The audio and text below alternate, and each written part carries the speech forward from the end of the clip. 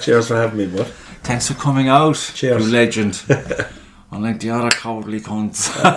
They're scared of me. What a day to have a podcast and all. Day before the election. You voting?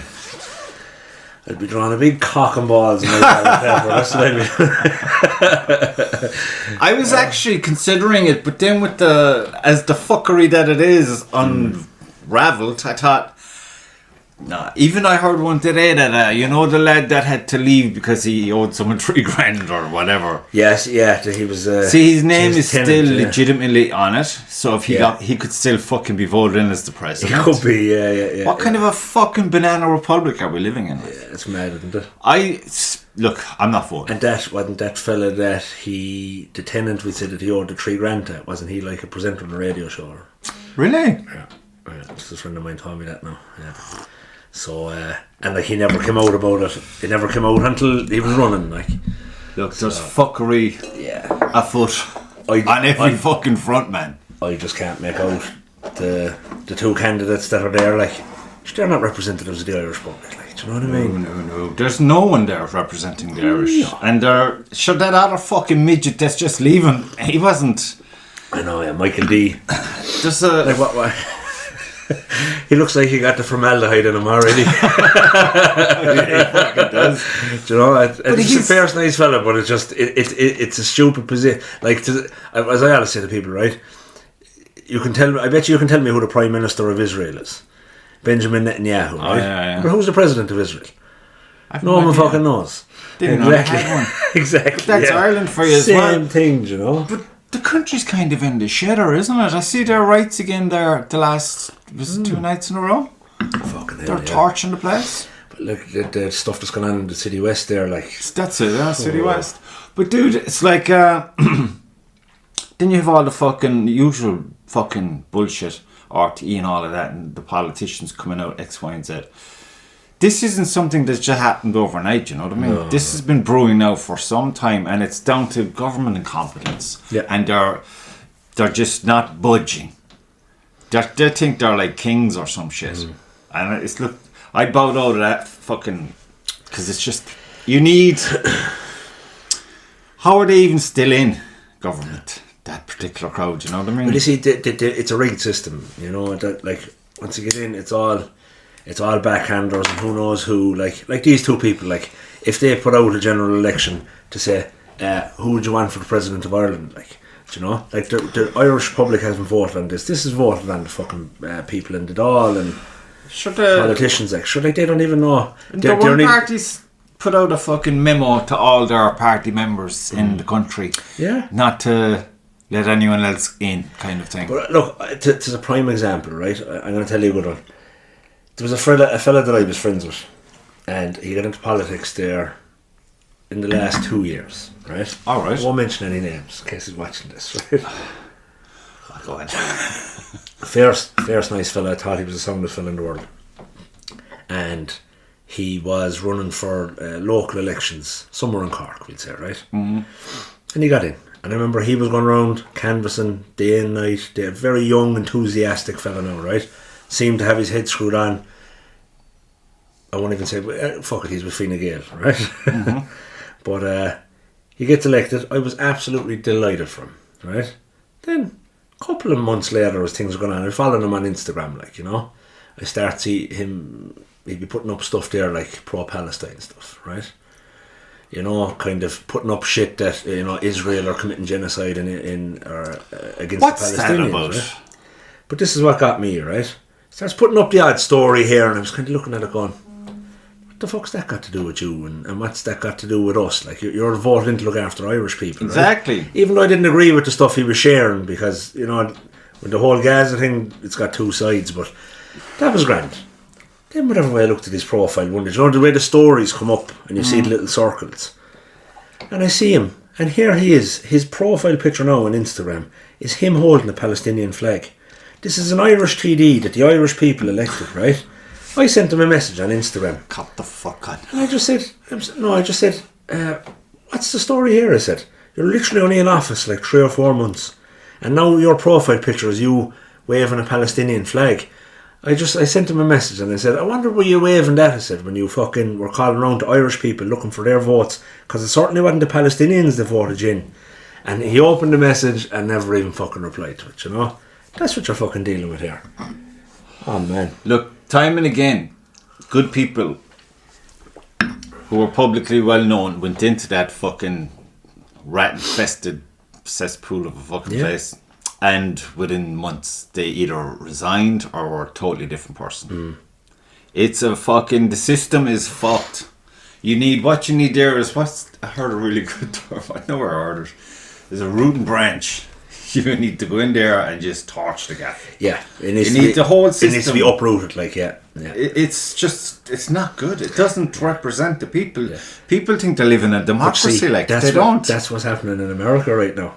And the fucking lefties are losing their mind. Lefties are lethal. They're fucking... They're gone too extreme, man. Way too extreme. But they always go there. Look, at the end of the day, like, and you see, you can't read it, you can't trust anything that you read online these days. As in, like, you know, if you go into comments of videos or posts and stuff like that, it's all bots.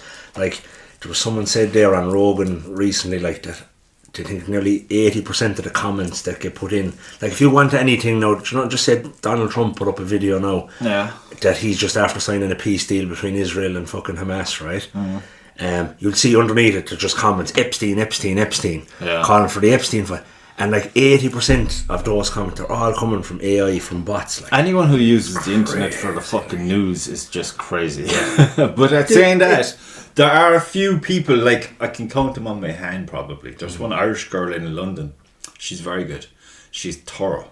And she gives you, like, there's a trail. Yeah. But at the same time, after a while, it's like, yeah, you want to support people, and the only way you know how is like subscribe, follow, like, blah blah blah. But after a while, it's like, just change the channel. Come on, cheer up. We still have a life to live. You know what I mean? There's not a good news channel.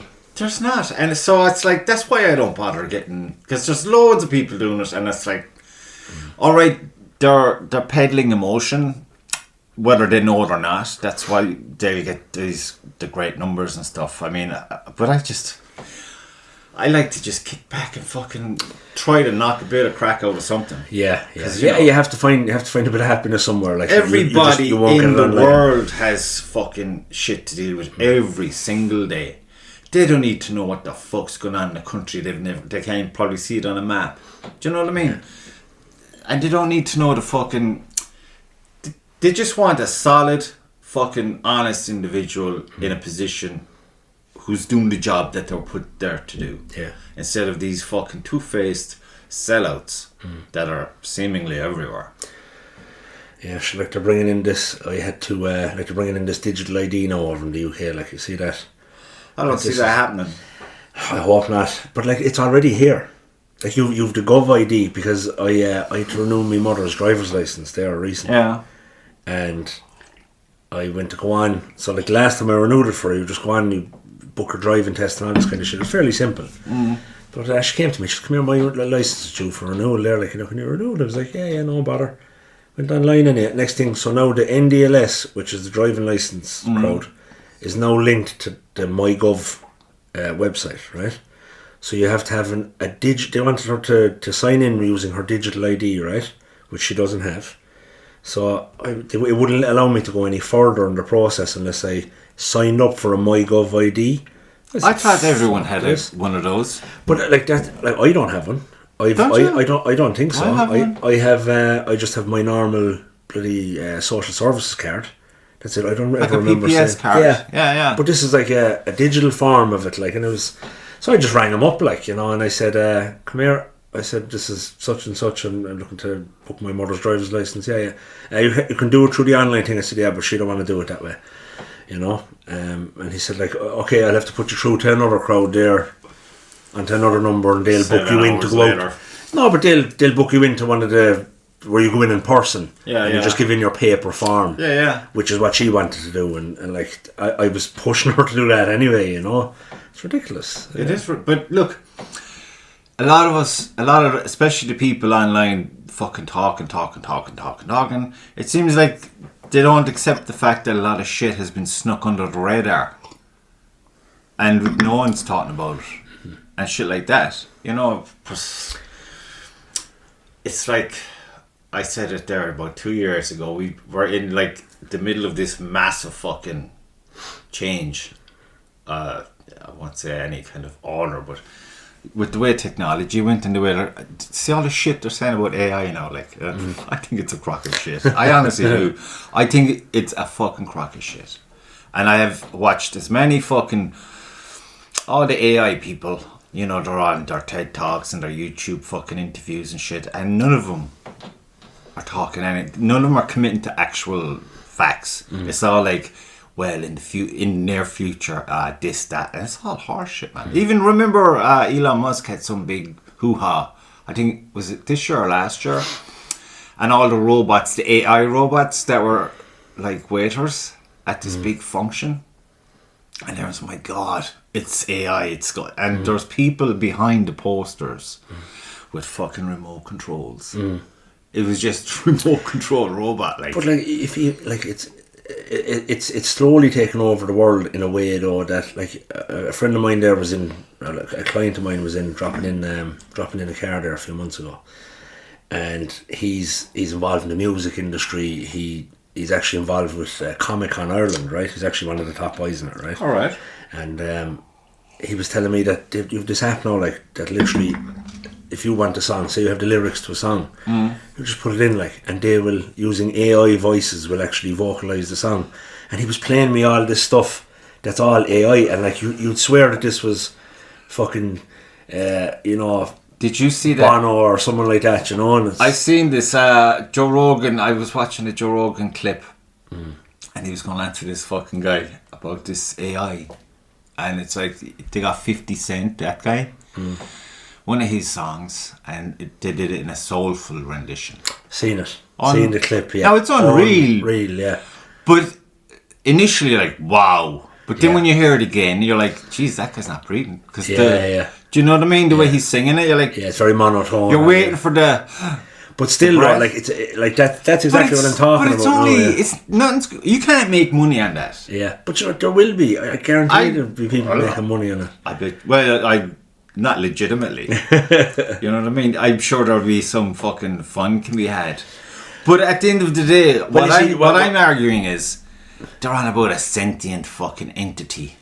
Horse shit. Shut the fuck up. That's just bullshit. Simple bullshit. You watch fucking... You think so? 100%. I knew I should have fucking saved this guy. There's this old English fucking... Is he a quantum physicist or some shit? And he was being interviewed somewhere about this particular thing, because that's his field as well. And he was like, oh, for God, this again. That's how he... You mean Neil deGrasse Tyson or something? He's a fucking idiot. He's just a fucking idiot. You know what? He belongs on the Muppet Show. That's the only place for him. He's talking about shit he's not qualified. It's like you and I talking about science. Because that's as much knowledge as he has on the fields he's talking about. Yeah. I mean, look at this fucking guy. Is it Obi something or rather Obi-Wan fucking Kenobi? Some professor in Oxford. They're all about this A3... one whatever, a comet that's coming. Right, okay. Within 20 minutes they're like, well, we can't see it so far, but we can tell you it's moving very fast. And then 2 days later it's like, well, I think it's aliens. That's my professional opinion, and this is why. And the media get that in and they run with it. It was everywhere, and it's snowballing. And I'm like, I smell a rat here. The guy is fucking... There's a couple of interesting fellas now. Fellas that I'd be interested in listening to, and then sometimes you have to switch them off because it's fucking hard on the brain, you know. Oh yeah, like that fella now, that Neil deGrasse Tyson. I don't know if you've ever heard him. I hate him. Yeah, I hate too strong a word. I just dismiss him. Yeah, he's an astrophysicist. The guy's a super intelligent guy. But then it means nothing to me anymore. I love listening to him explain certain things, but then he goes down the rabbit hole then of you can't differentiate between a man and a woman. Like when he said that, then I was just like click off. You know, people who talk that nonsense are just look. There's a serious fucking push for this. All of these are, in my opinion, distractions. The AI thing, the comet thing, the fucking gender bullshit. All of these things are just massive distractions. Yeah.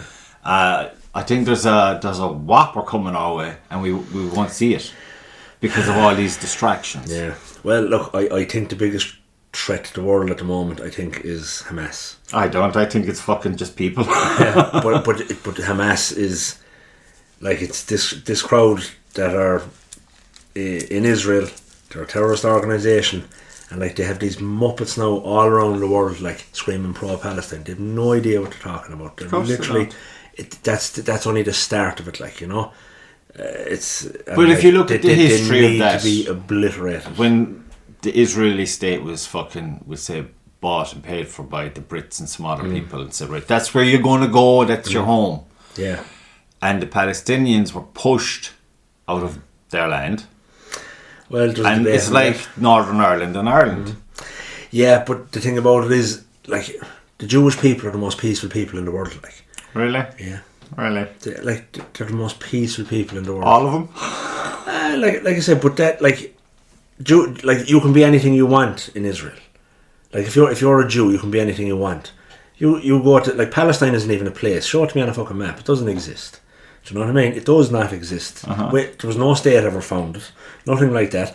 You can't believe what they say, right? Who are the leaders? What do they believe in? You're on about Hamas now? I'm on about Palestinians. Alright. Because it's very hard to differentiate between Hamas and Palestine, because they're so intertwined into the whole network of those people. Like, how are you ever going to know who's who? Do you know? And I just think the whole Hamas like, I've sympathy for the Palestinian people and all that, but I can tell you this much. Isn't it always the poor people? I would say this, and I would ask you the same question. If you had door A or door B, you can live next door to a Jew or live next door to a Palestinian. I'm taking door A 7 days a week and twice on Sunday, because I know who that person is. I don't know who this person is, you know, and it's... Well, I'd sooner just stay where I am, in the middle of nowhere, alongside no cunt, because no matter who they are, it could be Santi, and I've no doubt in my mind, if Santi was living next door, we'd be arguing most of the time. But like, if you look at it, you see videos on Instagram there in the UK there a few weeks ago, these fucking Gen Z LGBTQs, right, out with their Palestinian flags, right? And if these reporters going up to them saying, like, you know, what are you protesting for? Oh, free Palestine, free Palestine. You ask them then, and if you ask anybody that is pro-Palestine, what part of Palestine do they want freed? They all give you the same answer, from the river to the sea. And what that means is exterminate all the Jews, like that. Even that saying alone is genocidal, like. And then you go up to them then, right? Literally, this reporter went up to this one with fucking blue hair and, you know, fucking booby tassels hanging off of her, right, waving a Palestinian flag, and she literally says, fuck the United Kingdom, up Palestine. And the reporter just went like, you do know, like, that if you were in Gaza right now, you'd be thrown off a fucking roof, like, just for being who she is, you know. Yeah. And she's literally, but like, they're useful idiots. Oh, well, there's a lot of them. I mean, even there's a lot of old ones too. But yeah, but it's like fucking a proper pandemic, global pandemic of mental illness, ill-informed. I mean, that's why I say I like to just shoot the shit with people and have the laugh. Talk about whatever the fuck I'm doing or whatever they're doing. But when people go and demonstrate, like this person you speak of, that haven't got a clue what I have no time for people like this. I want nothing to do with them. I don't want to even see them. It's just like, I haven't time. Life's too short, man. It's too short. Like I've seen it there for such a long time. You probably spotted it yourself every Friday evening coming over the bridge in town with these Beat for Palestine and all this, like, you know. Really? Every Friday evening from 4 to 6, because it's the busiest time of the week, right? The week they got the peace deal, the week Trump signed the peace deal, nobody on the bridge. I swear, the last 2 or 3 weeks, nobody on the bridge. But it's like you said there earlier. You can't make it up. Why aren't they out saying, thank you, thank you, thank you? Because now those people have to go and get fucking jobs. You know? Those people need to wake the fuck up. But it's like you said earlier on there with your buddy going into politics, and a few weeks later he's there with a flag that has nothing to do with his country. I said to him in the message, I could pull the message up so you could read it. I said, why aren't you standing there with a fucking tricolour, like? And what's the problem? I hear a lot of people the flag is being pulled down all over Dublin. Yeah, and it's the same in the UK. She had that fucking twat Gary Neville there on 2 weeks ago. He's not doing himself any favours, is he? Yeah, come on, man. The man played 85 times for his fucking country, and he's pulling down the Union Jack off one of his building sites. Like, come on. Yeah, but he's a snake in the grass, isn't he? Keane is the only fella for him. Did you ever listen to the boys on the podcast? I love watching the podcast because I watch those now. Again, it's like Keane. I like listening to Keane. Yeah. He's straight, like, yeah. And Jamie Carragher, believe it or not. Yeah, I have a good right. gig off because sometimes he says things like, "Oh, you meant to say that." Yeah. But I like people that are a bit outspoken. I love it. I love it. That's why I fucking don't watch TV anymore because I can't. You can smell the script off them, and it's so. It's like you're being conditioned to behave in a particular age that has long gone. Yeah. You know what I mean? There's an awful lot to be said for being Amish, lad. Fucking hell. There's a hell of a lot to be said. You have some skills about you anyway. Yeah. No, it's look, the whole thing is. But like, imagine living in America right now, like, you know. I could never. Like that two-party system is just, it's so extreme, especially on the left side of it. It's so extreme. Like, there's people getting shot, killed. I mean, Charlie Kirk there, sure, back on. That was insane. Crazy. Insane. Yeah, crazy, man. And it's. I mean, the whole thing about. I don't know why people are giving fucking weight to the notion that your freedom of speech is handed to you by your government. It is fucking not. Yeah. It's God given. You're born with it. End of. And you like, you gotta accept though. You can. Yeah, you're free to say whatever you want, but there are repercussions. And you gotta be willing to. So you have to kind of temper yourself. Yeah. You can't be just going fucking stupid. When we were growing up, I'd walk up to someone and say blah blah blah, smack. Yeah. Kicking the balls, whatever. And you have many scrummers. That's where you learn how to, maneuver. And like at the end of the day, fellas like that Charlie Kirk, right? Getting shot like that's a bit extreme. And like at the end of the day, I agree with a lot of the stuff he says. I don't agree with him on everything, right? But I can't remember what politician had a great line. Was it in the fucking 80s? I'm trying to think of the name of him. And his campaign slogan was, if you believe in something, if you believe in one of my policies, vote for me. If you believe in all of them, go and get your fucking head checked. Do you know? But you got to do a deal, like. Yeah, but like I agreed with a lot of what Charlie said. Some stuff I didn't agree with him on, but the man was outspoken. He had strong opinions, very well read, and like just sat there on college campuses with a microphone. But where did he come from? He kind of popped up out of the blue, fully functioned and fully. No, would you believe it? Like I think he found a turning point when he was 18. So he's 31 when he got killed. So like he's actually going 13 years. But it took him that long to build up the foundation for what it is. There's like 100,000 employees, like, or some shit like that. It's crazy, like. And who's running that now? His wife. His wife took it over, and I think he's obviously a martyr now, and I think it's only going to drive it on stronger. I think but like that was just crazy. Like for people, like just see your man's bullets. What was like. There was all this fucking inscribings on the guy's bullets, like kitsch, fascist, all this calling Charlie names inscribed into the bullets. I mean, when it comes to things like that, that's not a JFK situation, I think. You're not going to find out. I imagine the guy they have, or the arrested, has nothing to do with nothing. Or he probably didn't get a fucking shot off. Yeah, he got... Because I heard that he got shot from behind now. It's such a bullshit. See, it's all so muddy waters immediately. Yeah, it's so bad, yeah. And anything to do with the fucking get these FBI? Conspiracy theorists saying that the guy beside him flinched just before the shot went off and the bullet came from behind. You literally see the fucker getting shot in the throat. I didn't see anything. Thankfully, I didn't see anything because, I mean, I open up some of those apps sometimes and it's like the most grotesque thing you ever see. What the fuck? And you gotta go like shark attacks and shit like that. Or a gorilla smacking someone. No, there's look, that'll tell you. I mean, we've been here a few minutes now and it's all, our minds are on the internet all the time. I mean, I keep slipping, but I keep saying I'm gonna leave the phone in the van. I'll check it at lunch break. And then, you do so well by 2 o'clock. Maybe I'll listen to a podcast to wind down for the rest of the day while I'm tipping away. Because I've done super up until now. But then it's like, fuck it, I have to get down. I leave it there.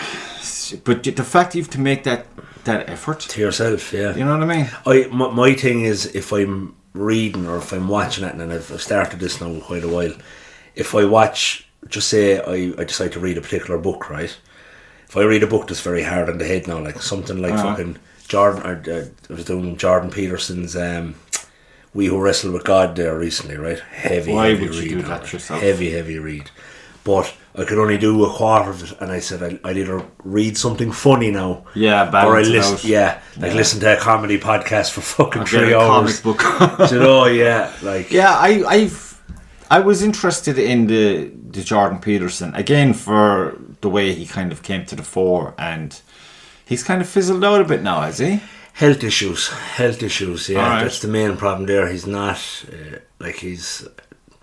He had some sort of an autoimmune disorder, and the wife was very sick. I think she had cancer. Oh. So they were battling that for quite a while. And he's still very active. Like, he's on the Daily Wire. He does his show on that, and he still has his online academy. What's the Daily Wire? That'd be something now that you should probably, if you're ever looking to subscribe to something, that's your man Ben Shapiro owns that. He's a Jewish fella, actually. Oh yeah, the guy who talks really quickly. Yeah. He's very. Yeah, he's like some kind of witty. fucked up cartoon, isn't he? But there's some really good documentaries on it. Yeah. And I knew your man Matt Walsh, who's one of their kind of blogger guys. Yeah. He did 2 of them. The last one was Am I a Racist? And the first one was What is a Woman? And they're fucking brilliant. I swear to God, absolutely brilliant. Yeah, like you said, there's a time and a place, and it's further away I'm getting from them. Yeah, but something like that though is kind of there's seriousness in it, but there's also, you can't help but laugh at it as well. Yeah. When you're listening to some of these woke libs give their answers, like when he's just literally having conversations with people trying to figure out the whole thing of people are identifying as women, though, but what are you identifying as? Yeah, and he goes down the hole, but it's very serious, like, and it's really well done. It'll open your eyes a bit. Well, yeah, I mean that's that whole scene with Enoch Burke. Who's that? He's the lad up in that school. He's a teacher, and apparently now he had to tell some student will come and say, I don't know, call me a cat or some shit, and he's like, no. He's a religious, highly educated individual, and he stood by his principles. Like he said, I'm here to educate you, and what you're telling me now is just crazy. So stop talking crazy. Yeah. And there's only 2 sexes. Biology tells us this. We've known this for the longest time. And in the school, because they're trying to be politically, in favour. Yeah. Now, for some reason, he keeps showing up at work, and they haven't fired him because they can't. What I gather, if they were to fire him like normal, legally he'd have him over the roast, because their reasoning for firing him is so fucked up, and yet he's been dragged through the courts, thrown into prison, and all that shit, like. And like, that's the way it was going, and the way the media vilified him should give you pause for fucking concern, man, big time. I mean, but like that's how your man Jordan Peterson came to not to fame or became kind of infamous, is because he was a professor in it was in northern Saskatchewan or somewhere like that, whatever. It was at Johns Hopkins University, and then you did that fucking lunatic. What was the Prime Minister of Canada? Fucking Jordan, what's it? He's gone now, isn't he? And he's gone with a fucking pretty sum of money with him. Yeah, I fucking can't even remember his name. Do you know what? It's actually good I don't remember his name, because he was the biggest joke. But they brought it into law that it'd be a crime if somebody came into Peterson's class and said that they wanted a man and they wanted to be called a woman, and he didn't call them by their pronouns, that he could be arrested. Like, that's when he first came to fame, was speaking out against that. So fucked up. It was called there was a term for the little piece of legislation as well. It's gone out of my head, but it was crazy. Like, see, this is why I have a problem with politics in general. They're so easily fucking corrupted. I mean, that guy was in with the WHO, the WHO people. Or not? Is that? No, it's not them. It's the other fuckers. Oh, with the Schwab motherfucker. He looks like a pure fucking villain if ever I saw one. Right. Just throw a Nazi uniform on him in your imagination. And it kind of makes sense. Yeah. And they've corrupted most governments, and apparently I think they're losing steam now. I hope they are, but I think the people just need to be a bit more fucking grown up. Trudeau. Justin Trudeau. He was a man in Canada, yeah. Lunatic. He's a scumbag as well. Look, it's simple. You can say whatever you want. They'll say it, but it comes down. It's just simple greed. Yeah, drives all these fuckers. You look at what he did with COVID that time, like with he was doing as he's told. But like the people are the problem. The people accepted it. Yeah, but like they made legislation or brought into law in Canada. You had to have a COVID passport, right? Yeah. So for you to travel, if you, like the truck, this is what the whole thing happened with the truckers union, that the truck drivers in Canada, if they wanted to go to the States, over the border, they needed to have all their jabs up to date, all their COVID shots, right? And what if you're like anti-vax, you don't want any of that shit in your body, then you couldn't work. So all the truckers went on strike, right? And then they were getting funded, like their GoFundMe pages and stuff like that. They were getting publicly funded, right? Even after the truckers froze their fucking bank accounts, and even the people that say you donate 20 quid to the truckers union in Canada to support these out of work truckers, right? He went after the people that donated and put them in fucking jail. And no one shot him. Like it's and like he was the Prime Minister of Canada, like absolutely crazy. See, shit. This is why I have a problem with authority. Full stop. Yeah. It's just. I'm more for less government, like. 100% less government. I mean, they're all fucking fucked up teachers who weren't good at teaching, and now they're government. How the fuck did that happen? And they're just too friendly with the likes of Google and all of them. I'd have to have a sup out of one of these. That's lovely. Well, I say lovely. It might taste like blood for the first few times. But copper, is it? I maintain it's I'm not going to turn silver at them, there's a fucking thing here. You can have a read of it. It's this is an ancient fucking thing. Like, it just gives you the benefits of it. No, I didn't get it for the benefits. I didn't even know I just liked the look of it. It was better than the silver thing that she was showing me. The development of patina. I like it. That's grand. I like it, man. It's a cool little thing. It's meant to go really manky looking, like a greeny kind of. Yeah, copper goes green. Like, did you ever see the copper pipes in the buildings and stuff? Yeah. So it's like, and you know it's real because it's a magnet won't go near it, like. Yeah. But if you look inside are you supposed to clean it, or are you supposed to just leave it the way it is? Leave it the fuck. Yeah. Leave it rot the fuck away. Because what it's doing something to the microbes in the water. Tastes a little bit different than normal water, don't it? Or is that just the water out this neck of the woods? No, it's definitely the cup. Is that? Yeah, I mean, I'm trying to think the last time I drank out of a metal cup. Even when I go on a shoot now, I have like. It was an awful way. Well, everyone got, when the kids went back to school, they all got some fucking bug for like 4 days. Yeah. Except me. I was drinking this fucking thing over here. Oh. But it's just water from the tap overnight. Yeah. It's important that it's in it at least overnight, and then just have a glass in the morning, maybe a glass in the evening. Yeah. But I don't know. But look, it's this time of the year, and I got sick myself last week. I was out of work for the week.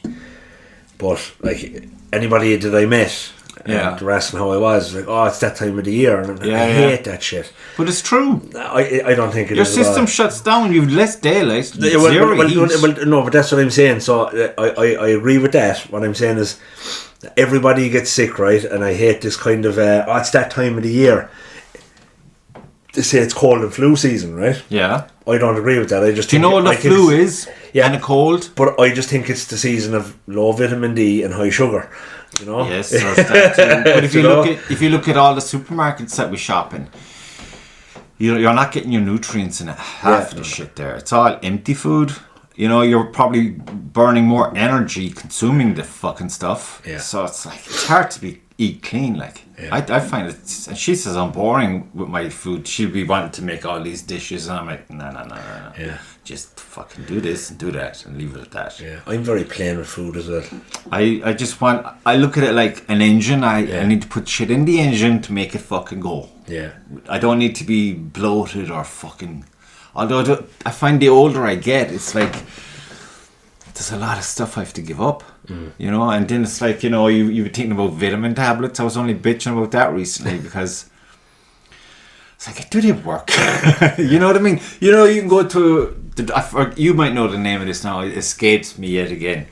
But there's this thing they'll give one guy a fucking capsule with just sugar. and the other guy a capsule with a placebo.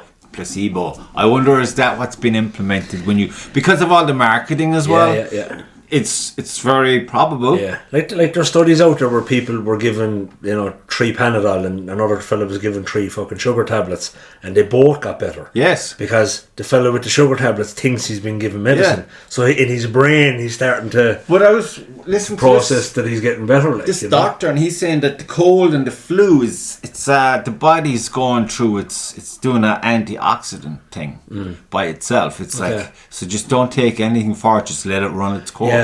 It's just doing a massive flush over a build-up of shit during the fucking year. That's why I'd be all for intermittent fasting, like, Oh yeah. Like I don't practice it enough, but what I do know. But what about is it, enough?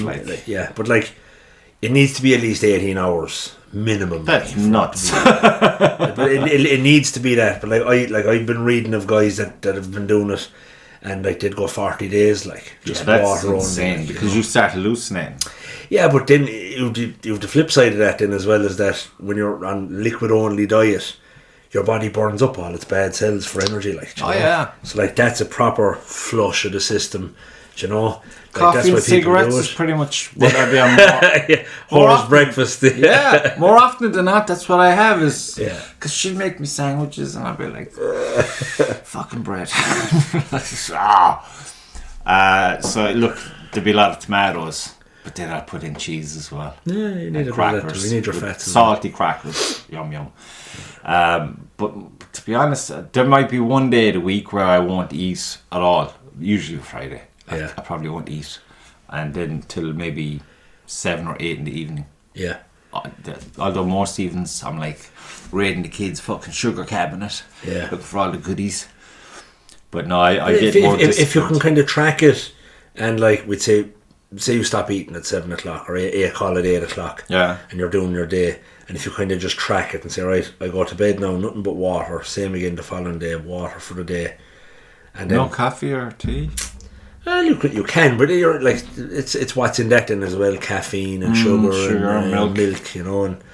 But it's just to kind of track it and say, right, I did 20 hours now this Friday. Let's do 20 and a half hours the next time, you know. And it's trying to just kind of push it a little bit, to kind of test your own body. That's when you kind of feel the benefits of it the most. Yeah, I kind of I wouldn't be that committed now to it, but like I did say, I mean, once I say I have dinner maybe 7 or 8 in the evening. Yeah. That's it. Once which is pretty late for dinner, like, yeah, we fucking those two loons. Yeah. But once dinner's over, that's it. I'm not eating till maybe 12 o'clock the next day. Yeah. And at that, it's like a nibble. It's cheese and tomatoes and fucking some toasty salted crackers. That's not really intermittent fast. People think it is, and it's kind of.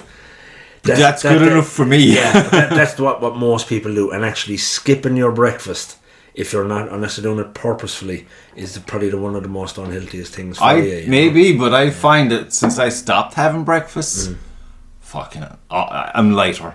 As in, like, I'm more energy. You don't have to have a massive breakfast either. Dude, I used to get up extra early to have the porridge, the boiled eggs, and some toast. And that's too much to go out the door with, like, tell me about it. I couldn't fucking move. I wouldn't even eat that. Because I've been thinking, right, I have an hour's drive to where I'm working. Right. So that's plenty of time. Yeah. But then you're like, your stomach starts threatening you about 20 minutes into the drive to the job, and you're like, fuck, I have to turn around and go home. No, it's like, for me, I'm not a big eater, like as big and all as I am, fucking 19 odd stone, right? I'm one of them fellas. I was never a big eater. I eat small and regular, and if I get starving, then I can binge, and that's a problem. Binging is the thing. Yeah, and it's. I love binging, dude. I binge. Yeah, but it's like I can maintain 19 and a half stone with 3 meals a day, no problem, and I'd be that way for the rest of my life. Then there's guys on the other end of the spectrum, and they're eating 6 meals a day to try and get to 90 fucking kilos. They can't put on weight, you know. Yeah. So it depends on where you are on the ecto, endo, meso cycle, whatever it is, and that's why I could never fucking. I mean. No. Yeah. Eating when you're not hungry is just, I couldn't do that. Yeah. You see the bodybuilders and shit doing all that jazz. I'm like, fuck you. My Achilles heel now would be a sweet tooth. Yeah, I'm fairly... Country. But only lately, to be honest. Last year or so. I was born with that shit. I'm terrible. I'm fucking... The father has one, the grandfather has one, the brother has one. Yeah. And how's the whole Liverpool form at the moment? They hanging with that man? I haven't seen the father now for about a week or two. He's doing a job for me. No, he's building a new waiting area for me below in the shop, you know. But it's kind of one of them things that kind of landed on him. So I'd say he's kind of staying away from there for fear I'm going to catch him to start it, you know. And he's made a start now, but I always tell him, look, whenever you get a chance. Yeah, we love hearing that. Yeah, when you get a chance, guilt. But then all of a sudden, you wouldn't see him then for weeks. The next thing, I'll show up then on the Monday, and next thing the place is done. Yeah. Do you know, he's just that type of fella. When he starts something, he finishes it. Yeah, it's like I said, look, you get days like today, for example, it's just fucking everything that can go wrong kind of day. Yeah. And you're like, what happened here? I left the house 10 minutes later than I normally would. That fucked up your day. It kind of did, yeah. And I don't know, just the minute I get out of bed, you just know at this stage, right, this is going to be a tough one. So just fucking lock and load, baby, because this is going to try your patience. And easily by 9 o'clock, I was screaming at the sky. Like, just Are we at work? Are we off with the weather? No, I was working, dude. Of course. Working and covering shit up with fucking stupid tarps that were blowing like a goddamn flag. Then it was like, Today was a cold day as well. It was very cold this morning. And it's like, if the minute my feet get fucking cold, that's the end of that. Yeah. I'm struggling for the rest of the day. Yeah. I'll tell you that it was so bad where I was this morning. At around 9:30, I think, I got back into the van. I turned on the fan, turned on the heating, and I was there cooking for about 10 minutes, and I had about 2 cups, well, I say cups, you know, the flask cup, and cigarettes. I was like, psyching myself up. Go back out. Come on! Yeah. Went back out, thing as you fucking retard. Go home. But, big job, is it? Yeah, it's a fucking beautiful job, though. It's looking sweet already, because it's like they had this house. Remind me to show it to you on my phone when we're finished, because it's fucking lovely. I've got some of it. But it's like they have this old, I suppose, farmhouse, country house. But they got these big, massive extension onto it. And it's timber frame, I think, but they have the bar roof on it, like an old... barn or something like that. Yeah, it looks galvanised or something. Yeah, exactly. And it's all stone then.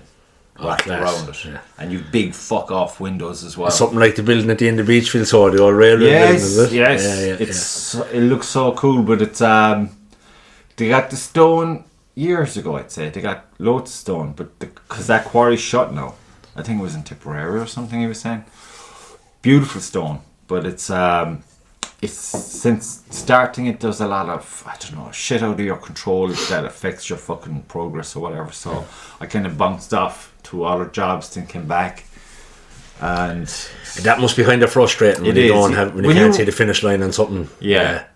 Or even worse, when you do see the finish line and it's just there's shit getting in the way. Oh, this has to be done before you get to that.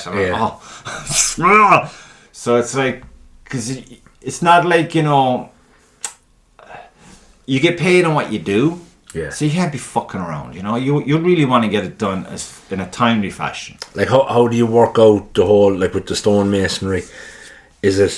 Do you give in a rough price for the job, or do you charge by the day? Do you charge by the yard?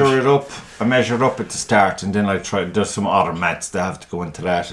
I'm like, you know, fuck it. What with this kind of, if they want dry stone as opposed to mortar joint, there's a lot more fucking tipping, because I like to get them nice and tight. Yeah. And it depends on the stone. It could be super hard stone, and you can have all the fucking great tools, but your mind goes fucking nuts. So you know, you kind of, when you get the measure, you get the time, and then you get the stone, and then you factor all these things in, and then you say, okay, this is what I will do it for, and they'll tell you to fuck off.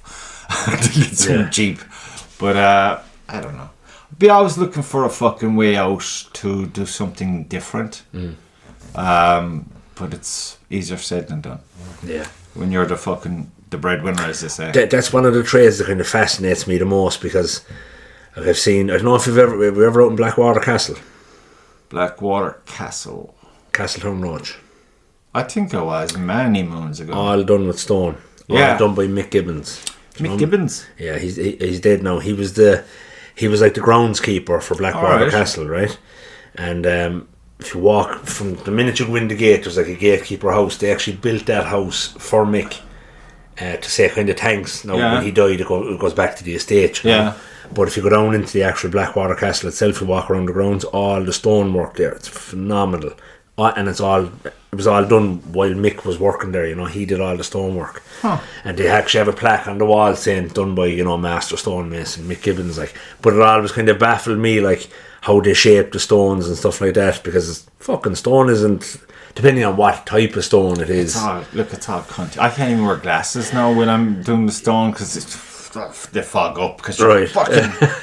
But no, every stone has its little way, you know. Yeah. So the more jobs you get with all different types of stone, obviously you're feeding your brain the information required, and you figure it out as you go. But most of the time, it's really, you can see some jobs and you're like, Jesus, I wouldn't have done it that way. But then you have to remind yourself that that's probably what the customer wanted, and the guy doing the job is just there to do the job. At the end, you can get all fucking poetic and artistic about it, but the customer has their dream, has their vision, what they want, and once you understand that, you have to go and do it. End off. You have to kind of. Now there has been a few where I've been looking at saying, "With this done." Fucking no. Get different stone. Because you'd be fucking there with a saw all the time, cutting it into bricks for this. Like that always baffled me. Like like they're still having the debates today, like on how they built the pyramids. Well, do you know how they shaped and fucking made that stone? Like they can't figure out the granite, like, you know. Well, how did they move the fucking thing? No one knows how they did it, and anyone who thinks they know, it's some sort of a lost technology, like, you know. It's fucking lost. Because they were saying that, like, there's like a friend of mine is actually in Egypt at the moment, and I said to him, I said, "Are you going visiting the pyramids?" I'm over there to get fucking pissed. He said, right. I was laughing at him, right? In no interest. Well, I'd probably go there, all right, like, you know, but. Like they were saying, like the granite beams that are above the King's Chamber, like 70 tons each, and they're 350 feet above the fucking ground. I've watched so many fucking documentaries. There was one documentary I watched with this international stonemason. I mean, he did all these big industrial fucking jobs.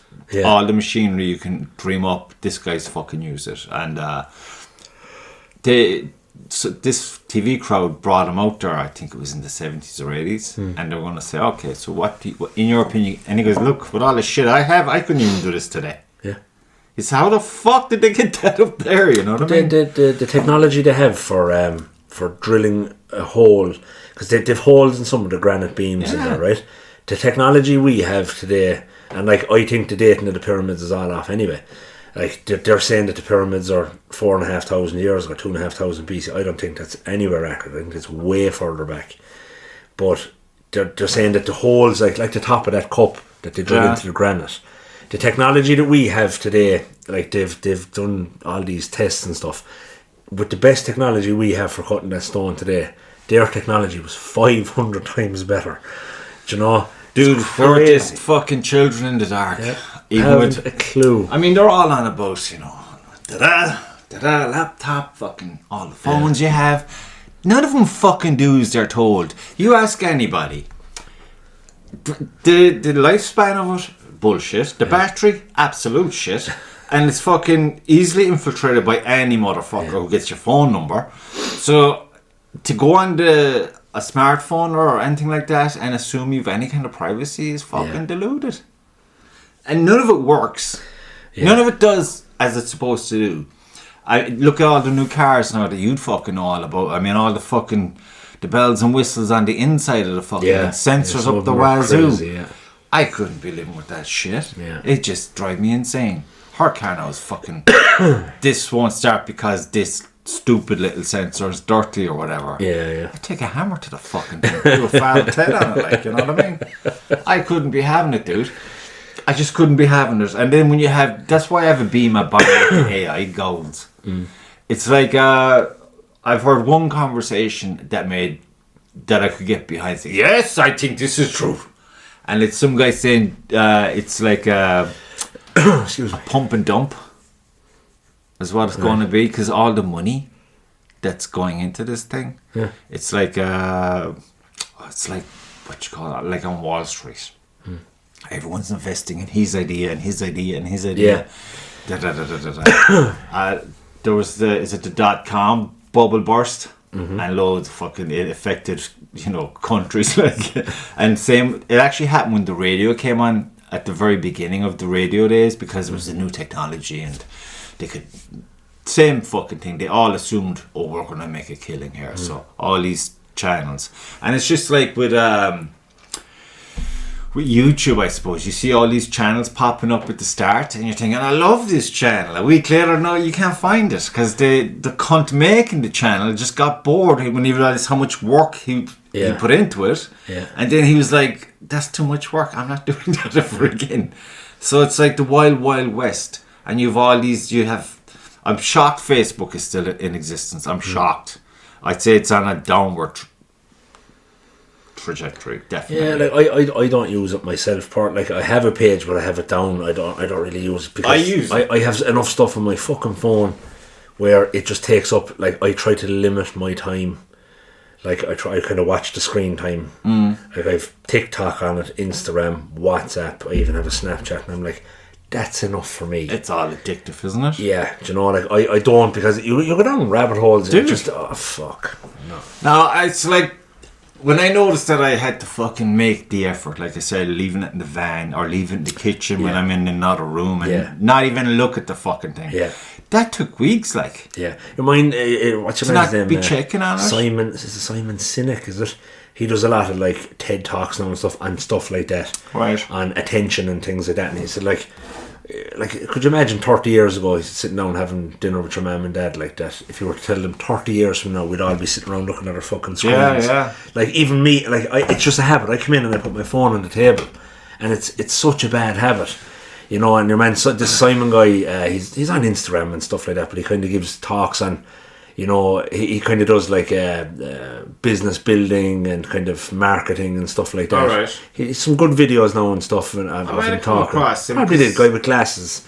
But he does the whole thing. He said, like, I'm standing here now giving you a speech. He said, but if I have my phone in my hand, he'd say, you've not got my full attention.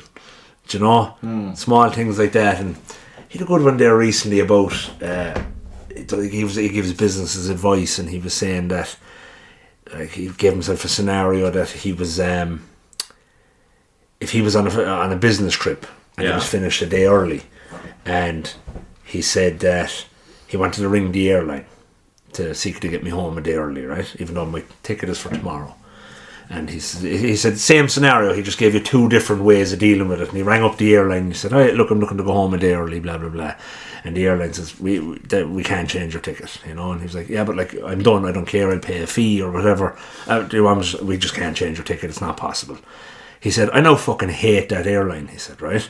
But he said, same scenario, he said, you change it.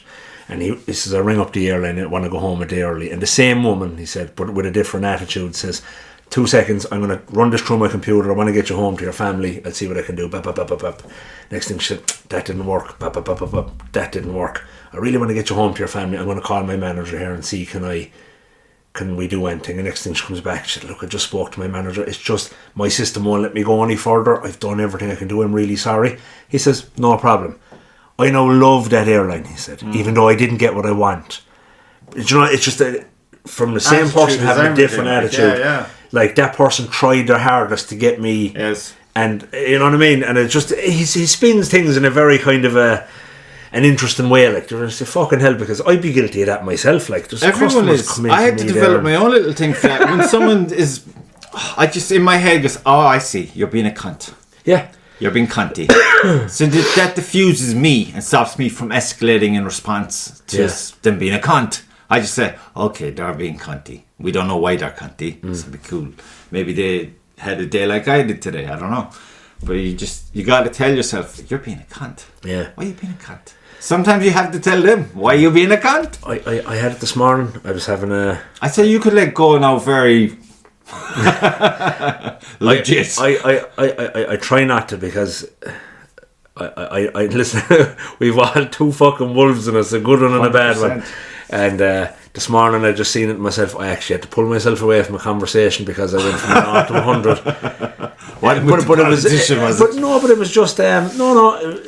something. You know when you feel hard done by someone over something, and just the way someone handled the situation, I didn't like it, and I literally the way they spoke to me about it, it was kind of making me feel bad, and I actually just snapped and I said, listen, I'm going to send you this fucking message now. Don't fucking text me back. I don't want to talk about it anymore. Fuck off. I'm basically telling that person to leave me alone because because I could feel myself getting really wound up by it, and it was just I was taking something that I shouldn't have taken personally, right, and it was starting to hurt my feelings, and I had to step away. And an hour later, I texted him and I said, "Come here.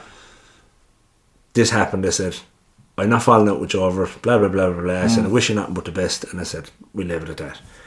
But I just had to, if I didn't send that text, it'd be hating me all day. But would you not ever think when these things do happen in life, fuck it, I'm gonna pull the pin, just let go? Yeah. Well, like, look, at the end of the day, that's why I work for myself. Yeah, and the wind and that's the probably rain. my Achilles heel is, I think. For me, it's having someone that works for me to deal with the customers more so than anything. Yeah. Because I like to get on with the work. I'm not that big of a... You have to get me in the right time. Yes. Do you know? You can come across psycho. Yeah. Because sometimes you're going through all these... Yeah. You know, plans of how you're going to do what you're going to do. Next thing, somebody just walks in. Sorry, and you're there. Yeah, you don't know what the fucking... You're like, who are you again? Yeah. You're probably talking to me yesterday like buddies. Yeah. But because now you're... See, this blows my mind. People assume like they meet you today for an hour and you know, you're shooting the shit, you're having a good time. Yeah. Look at you sound out.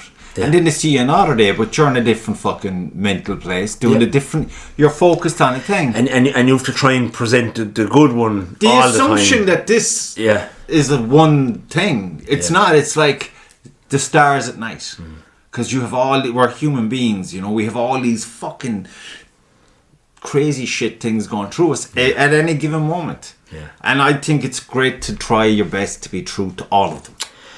Like, the thing is for me is that I've been called a couple of things when I was younger, and even up until recently as well, and they're kind of names that, you know, they're kind of names that don't sit well with you. And when I see myself that way, it fucking pisses me off. That's why... everybody suffers with mental health at some point in their life, but I've spoken to people, I've sat down with people for fucking years, and that was the one thing that I learned from going to therapy for a long time, is that even if you make a mistake, like this morning, when I spoke to this guy this morning, good friend of mine, and that we had a disagreement about something, and I basically told him, I let loose at him for about all of 10 seconds. I felt so bad, but at least I went back and I kind of, not righted the wrong, but I just went in and said, "Come here, I'm sorry for this part of it. I shouldn't have let loose that way." That, at least I can say, do you know what, I've said that, and at least that person now knows where I stand on the issue. Even though I mightn't have handled it the way I did, as well as I would have liked it. But you say handle it the way you... I mean... Yeah, I kind of... It's like you're looking at a chart of behaviour for this particular situation. That's because I try to hold myself to a high standard, because I try to be a businessman. A good guy is not always a nice guy. Yeah, I know. You know what I mean? A nice guy is not always a fucking good guy. Yeah. But I was kind of... I wouldn't... Look, this thing's happened you know what every other day, dude. It happened to me a few times. But you know what? It's a good... For me, it would have happened an awful lot more in my life years ago. But you're growing. Yeah. You know? They're very few and far between now, thank God, touch wood. Yeah, because you're more mature. You're more experienced. It's like what I was saying to you, there's foods there that I used to fucking love, and now I can't even look at them. You just, you know, you kind of... You stir the ship. Yeah. But sometimes... When you ring the guy back to close the circle, we'll say, you make the circle bigger. It just gets blown the fuck up. I'm coming around in fucking 2 minutes. And some people double down, like, you know. Oh, yeah. Whereas I was, you laugh at this.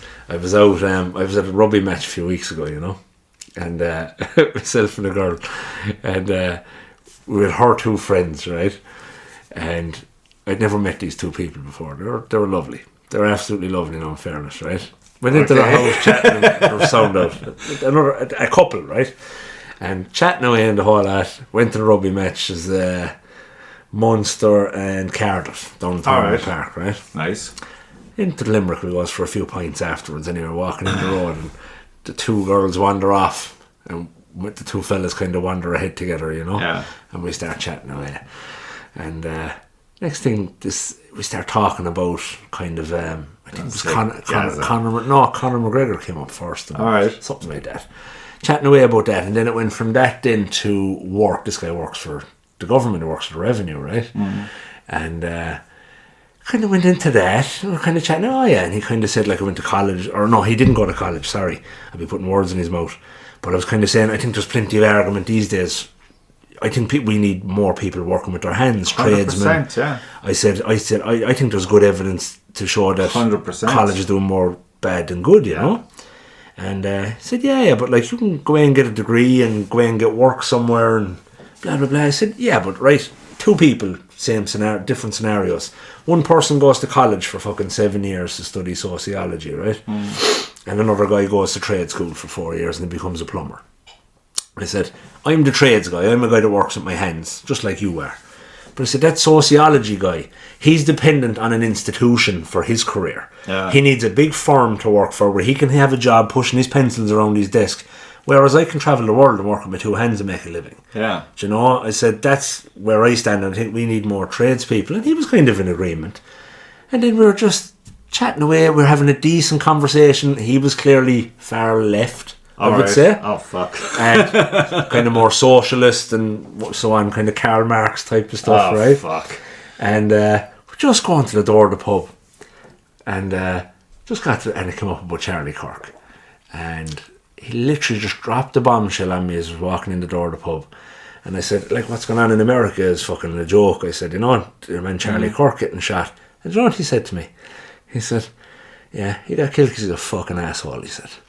Yes, he literally just dropped that. Life experience. And we walked in the door, and that was the end of the conversation. And I actually walked in the door, and it kind of took me back a bit. I actually spoke to someone about it. And I was like, that opinion to come out with it and say that, you know, like. But like my response was, like, I think you're an asshole, but I don't want to have you shot. Like, do you know, it's like you can have disagreements with people. It doesn't mean they need to be fucking killed. Like to have that kind of. Yeah, I was just. It was my first time to think about it. Yeah.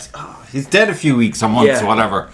You've had time to, digest and get out of the crazy. I just thought it was the first time someone so blatantly. Yeah. Do you know, I'd heard someone say that because we all said, fuck him, but still you wouldn't. Whether you like someone, right? I kind of wish the fucker was dead. You know? Look, I'll be honest, I was kind of stunned. Yeah. I was stunned, and I thought I switched off from everything then because I knew what was coming. If all these fucking crazies all over the shop for every fucking crack of light, they'll dance on it. And I just thought, fuck this now, turn that off. We went into the pub, like, and I ordered everybody a drink, like, you know, and I pulled Sinead outside, and I said, you could have fucking warned me about that, you know, and but. That's what you say, see your cunty, yeah? No, and I said, you know what, no, I went back in, and there was another word spoken of anything like that all night. Was it awkward, tense? Nah, like, for me, I had to take a few minutes to kind of, I didn't want to, no, I didn't want to, because I literally felt like I kind of supported the guy, and then for someone to say, he got killed because he was an arsehole, like, why was he an arsehole? It's hardly a reason to kill anybody, is exactly, you know, and it just kind of, so there was no more politics spoken for the night, and that's a surefire way to get into trouble. And the thing about it is, he's a fucking really nice guy, isn't not Charlie now, even though but the fellow I was talking to, we had a great crack with him. Like even in the pub and that afterwards, we had a great laugh and we had a great. I don't know. That comment for me be a major red flag immediately, on the whole fucking blue psyche flag of the guy. It's like okay, that's a problem. Yeah, and it's nothing to do with. It's just a human being is an asshole, so he thinks they should die. Okay, you've and I didn't insult the guy by saying that to him. I didn't say to him that I think you're an asshole. Well, you got to play the game. But that was the first thing. But I knew that would have caused conflict, you know. and not a good thing to happen when you're just after meeting two people for the first time. You gotta start as you mean to go on. Yeah, I I'm know, a big fucking believer in that. And Sinead is to be after. She was like, "Thank God you didn't say that." But yeah, but it's just, you know, I was totally out of left field, to be honest, like, you know. And I mean, I work alone, as you know. I mean, I'm talking to the fucking wildlife. Actually, speaking of wildlife, because I was on 2 jobs today, okay? Ran out of stuff that I needed for this job, which is be there tomorrow. So I said, I don't need anything for the other job, just my skill. It's pure dry Just stone. yourself. That's it. And a hammer, maybe. So I was on my way to that, and as I was coming down the road, you know, you're going through what you're going to do, where you're going. And next thing, 3 big fucking pheasants, 4 from the ditch right up over the ditch, across the road, right in front of me. 3, 4 of them. And I thought, fuck, that's kind of cool. Right. You know, didn't hit any of them, that's a bonus. Yeah. And I'm going up the road a bit, take a turn, I'm going up the hill, and next thing there's this cottage, I guess. Or it's a house. It's a house made to look like a cottage. But it's a big fucking house. And there's this big fucking beautiful brown horse in the front garden. There's no fence or fuck all. I mean, there's a wall. He can't get on the road. Yeah. But he's it was just one of those fucking pheasants, horse. Okay, day's getting better. Yeah. I got up to the job then, and the fucking pissed rain, man. It's like, okay, doesn't matter as long as I get wet. But that's, you know, it's just one of those days where you wish, fuck, I'm going to start doing the lotto. This is bullshit. Yeah, we all have days like that, man, you know. But listen, if it was easy, everybody would be doing it, wouldn't it? There's not too many stonemasons out there. There's not, but I wouldn't mind telling you this now. When it goes good, it's the best fucking thing in the world, man. Well, I'd say when it's a nice sunny day now, you've got your radio on. It doesn't have to be that sunny. It's and just everything is just flowing. The early mornings getting to a job, and like I said, usually I'm there by myself, and I get to I go at my pace because I have my own way of doing shit, and I just like to take in the environment to where I am. And like I said, the wildlife is important. It's not that it's important, but it's a lovely bonus. Yeah. And you know, you're more susceptible to the season changes because you're in it all the time. And it's just funny. Sometimes, you know, you're doing stuff and you realise that, I couldn't do this 4 years ago, 5 years ago. Yeah. And now I'm doing it without even thinking about it. Yeah. So it's you're noting all these progress. It's all about progressing, because at the start I was a pure psycho, like, you know what I mean? I go up to Belfast and home every day and early to fucking do a job, and I'd be beating the fuck out of the stone. Just pure will is driving you through the job. Yeah. Now it's like, I have time for another coffee. Yeah, I need to go just yet. I've noticed that about myself as well. Like, for the first few years in business, I was going 100 miles an hour. Oh yeah, you're Balls to the wall. driving on panic. Yeah, because you're trying to get a name for yourself. Yeah. You're trying to, you know. And now it's like today, like, I finished at, what time did I leave work today? Like, I normally would stay until 6. I left at 4 o'clock. Nice from those. Do you know what I mean? And I just, like, at the end of the day, I have my phone. If someone comes and I'm not there, they can ring me, like, you know. But I had enough done for the day. I have a mental, I found I'm more in tune myself mentally. I go to the gym in the morning. I'm in the gym at 6 o'clock. Jesus Christ. And sometimes I can work all day and be 5 o'clock and I'm like, yeah, I'm good for another 6 hours. Yeah. There's days 1 o'clock and I'm like, if I'm starting to have that argument with myself, Are they Wednesdays and Thursdays by any chance? Yeah, and that's me. And I'm just like, do you know what, no? And some days then I just listen and I go, do you know what, I'm going to go home and I'm going to light the fire, I'm going to fucking chill out. Yeah. They're nice days. What about the other evening? You left. I bought a Rubik's Cube.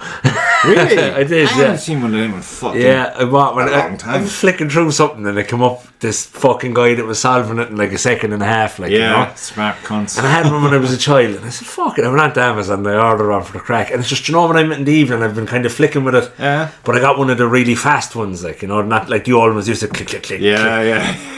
And just fucking around with it, figuring it out, like, you know, just something for the brain, like. But it's great to have something completely different from what you do. I mean, like me writing this fucking thing I'm writing, I don't even know what the fuck, but it's fucking addictive, dude. But you're writing. Like, dude, I'm printing it out and everything. Because it's like, it's all well and good, because I can't be doing it on the computer. I can't be arsed doing it on the laptop. Yeah. Because the phone is so easy, and I was just so you could nearly speak it into the phone now, like you can avoid that like crazy because I want to be fucking making some kind of effort.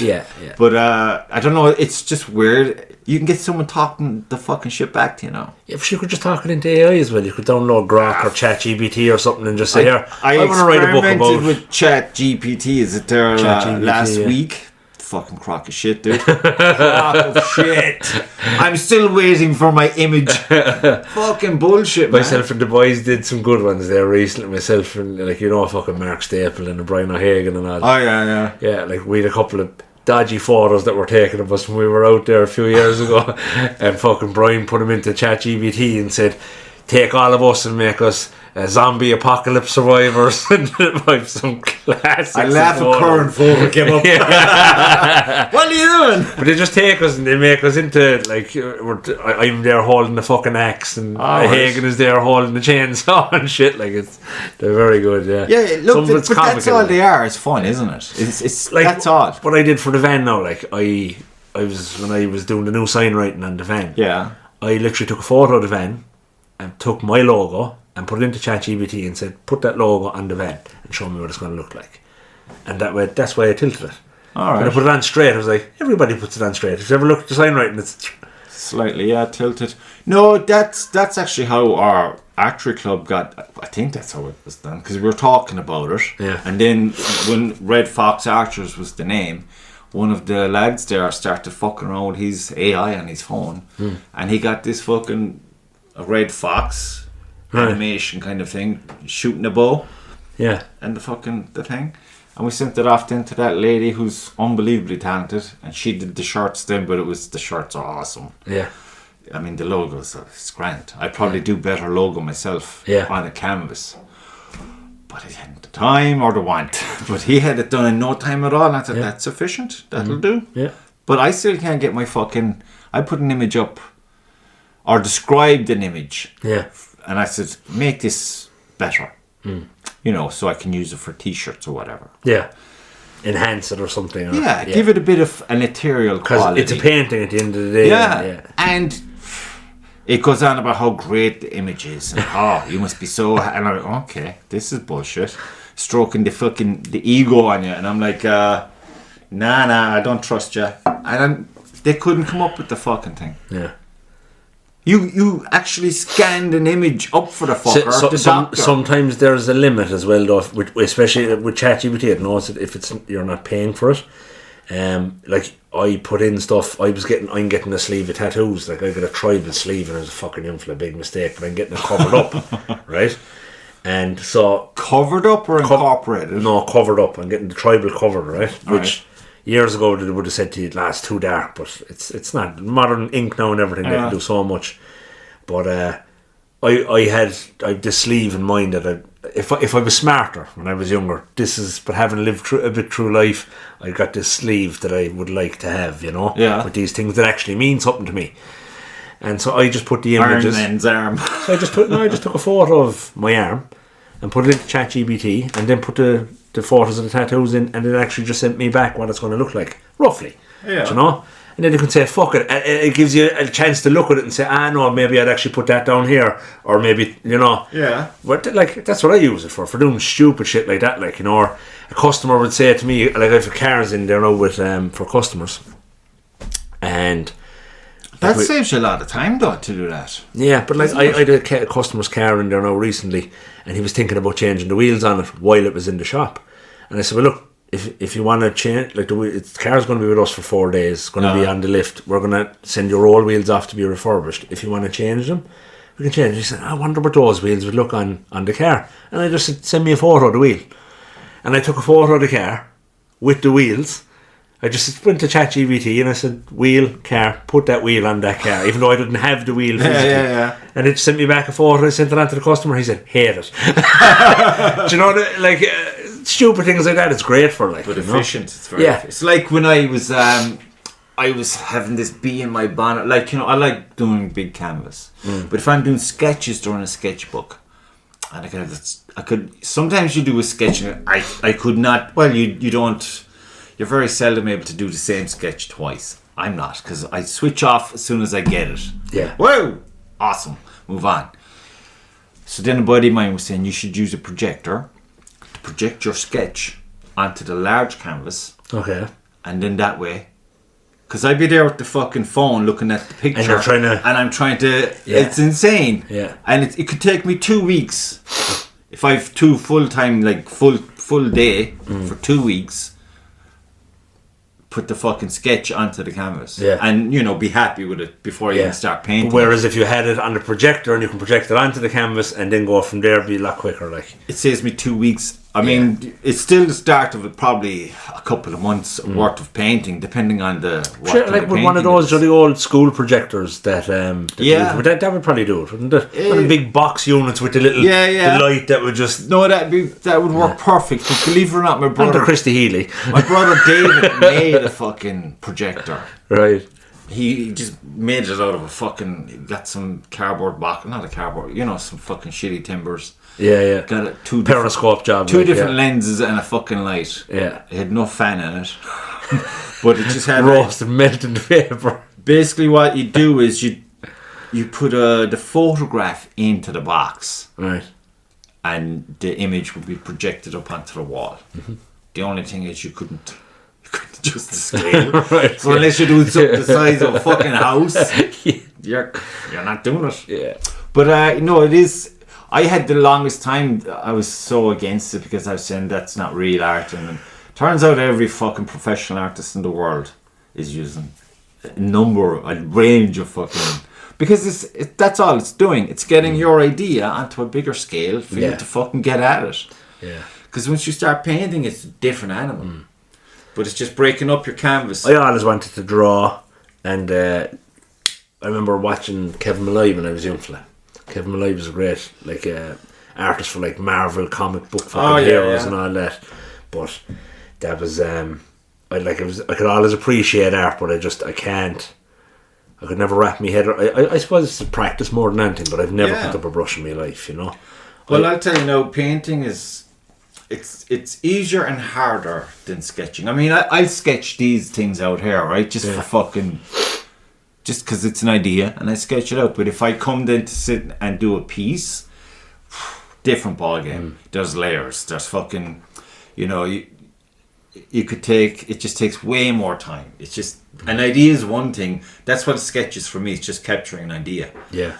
But then when you actually start fleshing that out, it gets fucking... I can imagine, yeah. It gets very time consuming. Yeah. And you're intensely wound up all the time. It's like you're a skyscraper and there's a fucking beam going through every floor. Yeah. That's you. You're fucked. But I don't know, everyone's different. Everyone approaches it differently. I'd say if it was ever a tickle in your mind, you should get yourself a little sketchbook. Yeah. It'll end up being a fucking book of rah rah rah. But at least it's in the book and not in your head. Yeah, do you know, and it's I was out in the pub at the weekend. We're out for the rugby on Saturday, and every time I go to the pub, I always meet one, if not two fellas, comes up and says, "Come here, I love cars. I see you got this," and I go, "Whoa." That's actually I kind of give him that. I give him that, and I'll just... I'm just going to open that door before I burn your eyes. No, you're alright, bud.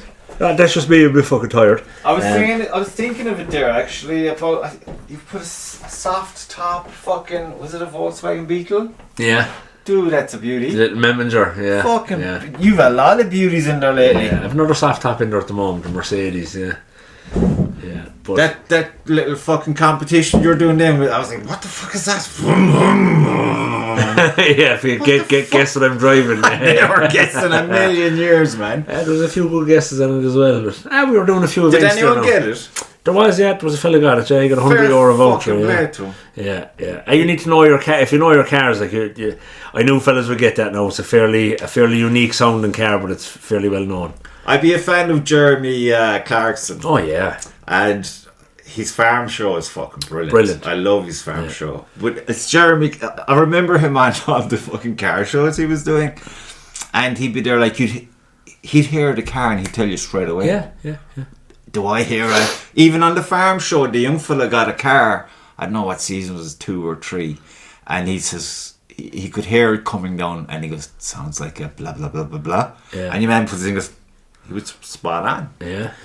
It's There's a customer of mine, right, and he has a young fella, and the young fella is kind of, he'd be special needs, kind of autistic or something, right? But this kid is only, I'd say if he's 11 at the most, and he came with his dad. I met him for the first time last year. Came with his dad. I was after wrapping one of his cars for him, and he came to collect it, and I had probably 3 cars in the workshop and 2 bikes as well. And the young fella walked in, and he was kind of listening to like music or something like that, listening to like earbuds or something. And he walked in, and I said, "Hi, nice to meet you." And he was, "How are you?" I could tell, you know. Yeah. And he said, "Oh, Nissan GTR, Ferrari, Honda, BMW, Yamaha." He knew everything off the top, and everything was spot on. He knew what type of bike I had, knew what type of car, what size engine was in it. And I was actually just in awe of this young fella. Such a great thing, because I love cars, and I've been at him since a young age.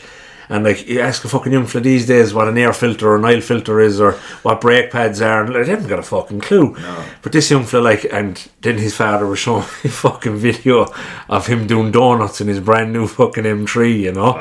11-year-old, give this young fella his 190 grand fucking car and left him do donuts in the yard, and that, like, I was like, what? He must have taught him how to drive it. Oh yeah, 100%. Yeah. He'll be, this fella's driving already at 11. He's plenty of experience, you know. I seen some fucking clip there on one of those fucking, as I call them now, the bullshit channels, either Instagram or fucking talk thing, and there's this fucking 4-year-old inside those mini little fucking diggers. Yeah. And he's fucking moving a pile of gravel from here over there to the pile. Yeah. For his father. And his father's now, turn it around, stop, move forward, reverse, turn, lift. Yeah. But he's like 4 or 5 years old. Yeah, fair play, yeah. A real I'd love machine. to see You it, put me inside that machine, I'd be like, what the Yeah. fuck? I wouldn't know what to do, man. Yeah, I have great respect for people that do that with their fucking kids, you know. As I'd be saying, like you know, there's kids, they're just so intertwined with technology. Like my 4-year-old knows how to turn on my phone, go into YouTube, pull up the football that he wants to watch, you know. And I even see him with the ads, you know. He'd be there, I'd be watching him, and he'd be there with the phone, right? Next thing he go, flicks, go away, like, it is don't be amazing. interrupting my football. It's like, amazing you know? to see them at the phone. I mean, my boy now, he does shit to my phone sometimes. I have to actually make sure that he doesn't. There's an old phone there with no fucking SIM in it and shit. Yeah. It's just full of pictures. Yeah. And that's his, when he's now on his tablet, because he's usually watching all these movies. That's all he does is watch movies, really. Yeah. All animated movies, and then he acts them out. Right. And you don't know who you have today. It's just fucking... Yeah. And he will change the whole fucking... the way the layout of my phone. I'd be looking for shit, and he'd be ringing people. Yeah. And I'd be getting messages. What was that? What was what? Yeah. Was that I don't know. I just said, look, he can't be. My fella at 4, right? I know when he has his mother's phone. Because like, right, if I ring on video call to talk to him, right, and he answers, he'd be chatting away, right, and the phone is always like, do you ever see Stevie Wonder taking a selfie? It's always at the side of his head. It's never fully straight on, you know, because he's looking at something else. And sometimes then I'll ring and I won't even get answered. It'll just get hung up. As in, like, it'll just hang up, and then I ring again, and I know that he's watching something on his mother's phone. He's like, "There's Dad now, fuck him," you know. Oh, he's hilarious. But it is because we're trying to fucking train a timetable on Sebastian now. He's like 6 with his fucking. I mean, to be fair now, he watches some shit on it, you know, on YouTube. It's like he finds all this just nonsense. Yeah. But then he'll watch these documentaries. He's big into the Titanic. Anything to do with the Titanic, man, he's big into it. That's an interesting one. It is. To fucking do a painting of a fucking thing for him. You're doing a painting of it, yeah? It's done, and then, now it took me, I don't know, maybe 2 evenings. It's a nice big canvas. Yeah. And her dad was here, and he's like, my God, how are you doing it so quickly? And I'm like, it's only the fucking thing. Yeah. You know, I wasn't going into great I thought that would take you a detail. long time now. Yeah. It would, but it looks good. Yeah. But you think with all the little windows and stuff on the sides. If I was doing it for myself or for a customer, it would look so much better because it would take so much fucking. I do it properly, but it looks impressive as it is. And then I was painting it for him, and everything was everything. And then he said, "But it's not mine unless I've been involved in it." Like, okay. So what are you saying? Can I paint it in? And I'm like, oh, okay. So he started painting it in. And it still looks okay. But it's unique now. It's very unique. But I mean, he did a lovely little job on the water. Yeah. Coming off the back of the ship and off the front of it, we'll say. Right. But it's like, this guy now is fucking... I had to do a tractor for him because he's big into tractors, dude. Big. He wants to be a farmer when he grows up. Right. And he's going to be a rich farmer. He's going to have all these fucking kinds of jeeps and tractors. That he's going to build a new Titanic. This is the plan. So I do the tractor, and then because now you colour it in, and it was on a small little canvas. He was actually sitting here, and I got the brush. Just get it and fucking double, and it was too wet or something, and it just seeped all over the tractor, and he lost his fucking mind. He started crying and shit, and you ruined it. It's all my fault. And I'm like, there's nothing ruined. This is painting. This is we make a mess. We fix the mess. Yeah. And I was trying, but there was no talking to him. He was going out the door crying to his mother, like, and I'm like laughing my whole off at him. Myself, fucking, let's stay off him, but fuck it. That's gas though. I'll stay off him, and he pulls out a pack of cigarettes. And there I was worried that you were fucking. I always keep something like that around in case I get stressed. I'm stressed every day, but it's like. Sometimes you can listen to too many things. Yeah. And it's like I said, trying to get comfortable with the internet. Because, I mean, I didn't have the internet growing up. Yeah. You know what I mean? We were like 20s, I think, when mid-20s even, when the internet became a big thing, maybe even 30s, when it really took off. Yeah. So it's like, to me, it's like, I have my own fucking... I honestly think we're still in transition. Until our kids are our age, maybe then things might have settled a bit. Yeah, maybe.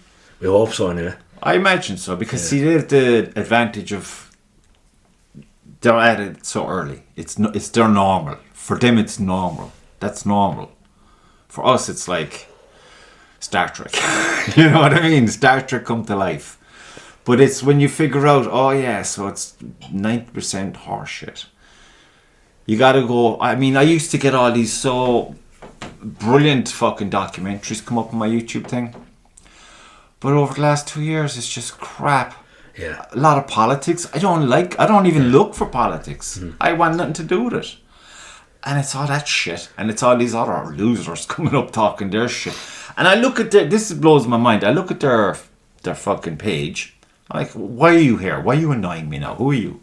And then it's like, they have a gazillion fucking subscribers, and then they're like, how the fuck is this shit equal to this?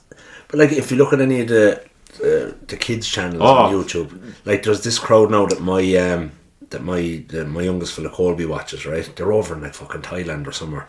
I know this fucking crowd. Will you put on Spider-Man and Joker, he'd say to me, and I'd be there at first when he said to me, I thought maybe the movie or something. Yeah. No, it's these fucking yahoos over in Thailand that dress up in these shite suits and just go around. And does the father dress up as well? There's like a group of them, and they do all the talk different about villains. Mental health issues. Yeah, they're just running around the streets doing like Thai guns and stuff like that. And they have the cars that to drive. Yeah, and like you're looking and you're saying 250 million views, right? But it'll tell you the amount of, like, it's not adults watching this, the amount of screen time the kids are you know what I mean, are getting in. And it's like, and he's fascinated by it, like, because there's a new episode every day or every 2 days, like. Sure, when you've that amount of, I mean, they're surely making bank big time on big that. time, yeah. Like, so you can monetization on YouTube. A fully grown man, he's a big boy now, the father of this particular family, that I had to block it, because it was driving me insane. Driving me fucking insane, man. Yeah. And I'm like you know, I was looking at the subscribers and I just couldn't fathom it. Yeah. And she'd be saying, sure, they're obviously making good money. And I'm that's you can't be selling your pride. You just can't. Do you know what I mean? Yeah. What? No, it's I'm old-fashioned that way. Yeah. Do you, and only you, but don't be going off being Like, remember, animation. like 20 years ago, it would have been videotapes that have been watching. Like, Yeah. Like I still have a DVD collection. My father has a fucking massive DVD collection, and I'm there. I can't remember the last time he put on a DVD. Do you know what I mean? That's like, it. Like, whoever would have thought 20 years ago the likes of Extravision and Blockbuster and all Be that, gone. they're gone. You know, like it's all online now. Like, Stream you know? the fuck out of everything. Yeah, and so like you've the fucking dodgy box now. Right? I got one of them fucking dodgy boxes, right? I'm not joking with you. I said, I'm going to test this fucking thing now. I'm going to a movie I haven't seen since I was a nipper. The fucking best of the best. Right? Oh, right? Yeah. Put it in. All of them. 1, 2, 3 and 4. And I'm like, I haven't even seen 3 and 4.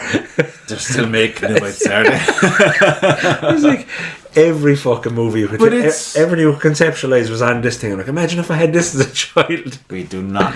Yeah. But, I mean, it's like if you have any bit of discipline about it. But, I mean, that's easy to say. As we know, discipline comes and goes.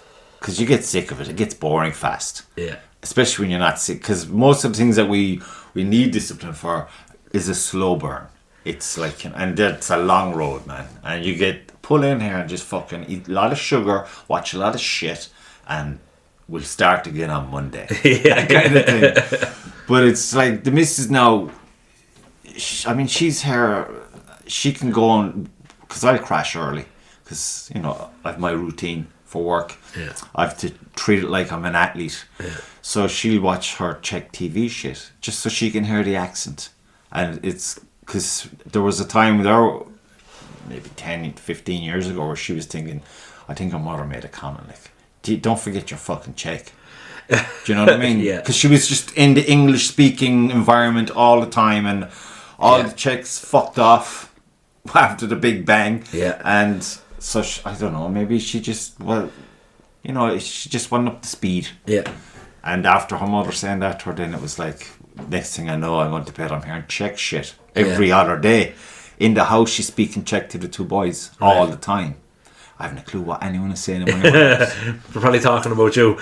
I'd say the better things now to be talking Your man Joey Diaz said that actually on Rogan one time. He was saying that because he's Cuban. Like, what do Cubans speak? Spanish or some shit? Something like that, or as a Portuguese. Yeah, maybe. And he said if I think his daughter's name is Mercy, and because I read his book actually as well. His book is fucking brilliant. He's a bit crude. You have to be in the mood for Joey. Yeah. You do. He's one of the funniest human beings that's ever lived. There's no doubt in that. Yeah. He can be on point, but I just he goes off the walls in as well sometimes. He takes a deep dive. He said that if he asks Mercy something and she doesn't hear it, he'll re-ask her in Spanish.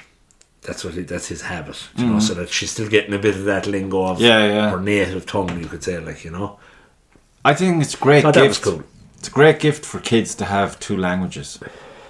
Yeah, I'm not fucking bilingual. I don't. Dude, I struggle with English. Yeah.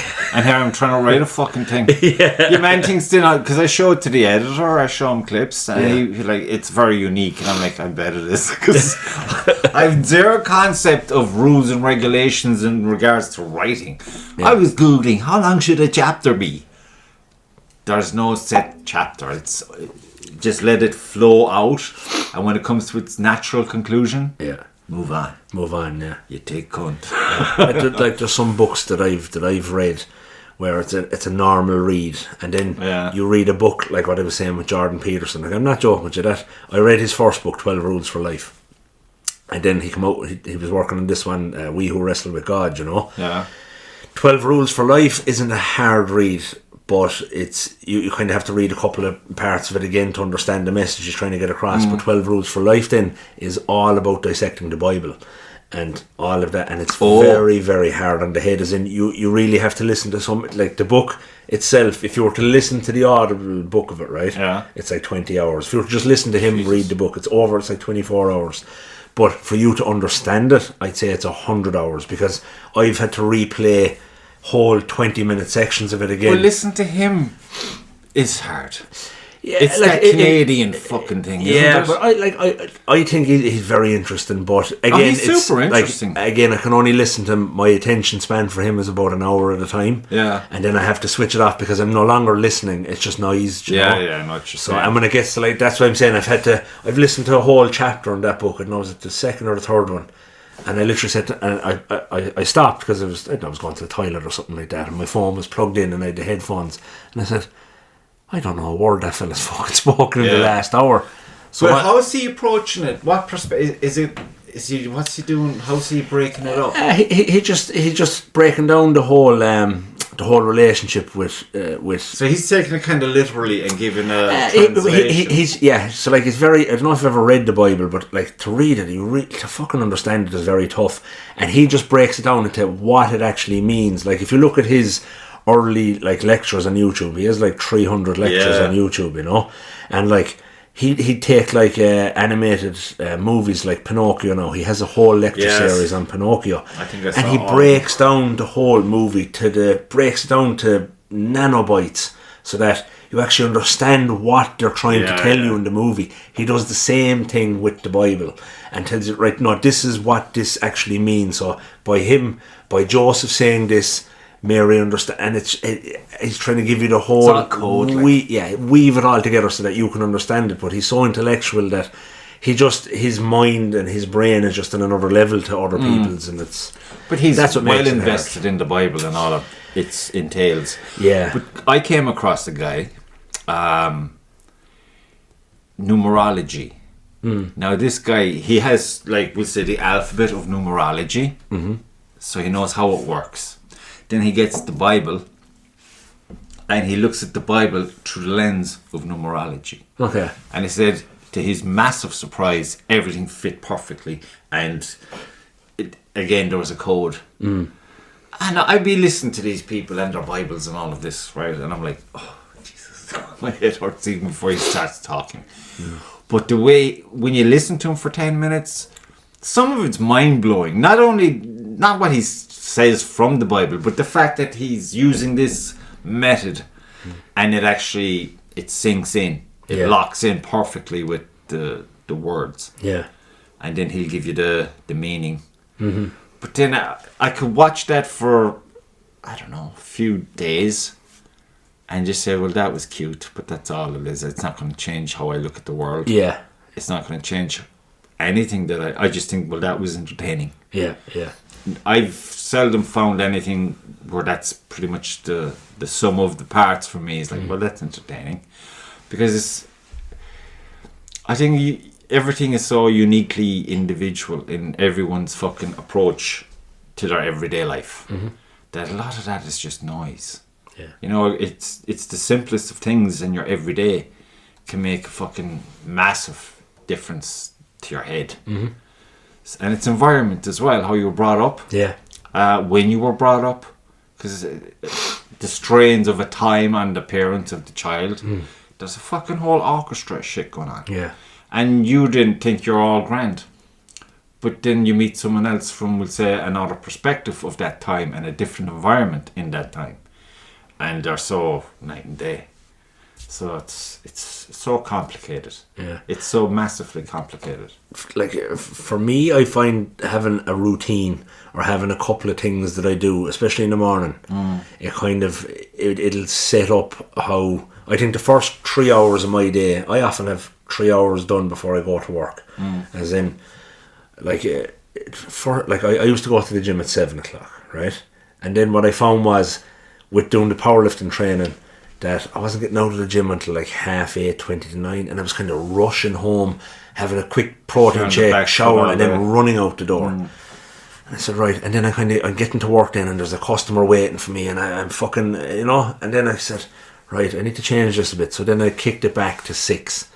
So it was hard going from waking up at 6 to having breakfast. That turned in change or going to bedtime? It did know a bit. Like I'm just not. So you still get that block of hours. I'm not a great sleeper. So I normally about 6 hours a night. That's all. Same, yeah. Yeah, But what I found was, in order for me to get to the gym for 6, my alarm goes off at 5. I have to be out. Once I'm out of bed for 5:30, I'm good. And then I can go down. I can have a cup of tea or whatever and head off to the gym. But now I found that because I do that, I'm in the gym at 6. I'm now finished my training by 7:30, right? So then I don't go to work till 9. So now if I want to do half an hour on the treadmill, or if I want to go home and actually make myself a nice breakfast, have a fucking cup of tea, sit down, throw on a bit of news, throw on something funny in the morning, leisurely, and then I can have a shower, and I'm at work earlier, and I'm fresher, and I'm better fed. But there's that, and then you fit in a lot more quality. Yeah. Do you know what I mean? It's just having that rather than rushing. I know I'm getting up earlier. Killer, dude. Yeah, and it's like, for me, the first thing I do every morning when I get out of bed, cold shower. Oh, fuck that. I don't buy into that at all. Or cold that plunge. Kills your muscles, dude. No. In the long term? No, if you do it after training, if you do cold shower or cold exposure directly after training, it reduces the effects of hypertrophy, right? If you do it first thing in the morning, you could do it at night as well. Yeah. But I found, I read David Goggins' book, Can't Hurt Me, I haven't read it, no. And you have to do something every day that fucking sucks. Yeah, go to work. But that's it every morning, and it's just like, I have a cold plunge out the back. I actually have to get a new one. Fucking cats from around the estate got in and destroyed it, right? But so now I'm just stuck with the cold shower. And you can't go in on warm and turn it to cold. How can you do that yourself? You set the timer. You just literally, I get up, right? And this is before you brush your teeth, before you do anything. Just walk out of bed and you're fucking dead as a doornail. Turn on the shower and just walk in. And I'm not joking, the best thing in the world to wake you the fuck up. Or stroke you the fuck out. Yeah. Like, even if you do a minute, the health benefits they reckon. So like, there's studies in it that reckon that if you have a cold shower every day for 2 to 3 minutes, right? So think about this now. It can reduce your resting heart rate. You can reduce it by 15 to 20 beats a minute, right? For the rest of your life. So think of the mileage that's taken. Dude, if I ever wake up and I'm 100 years old, someone's going to get shot. I'm not here for the fucking... Yeah. My belief would be that we have a predestined life path. Okay. And we've pretty much... it's all laid out for us? By us. Yeah, It's like when you're going on holiday. Yeah. This is where I want to go. I'm going to go for this amount of time. This is what I want to take in while I'm there. Yeah. And then I'm going home.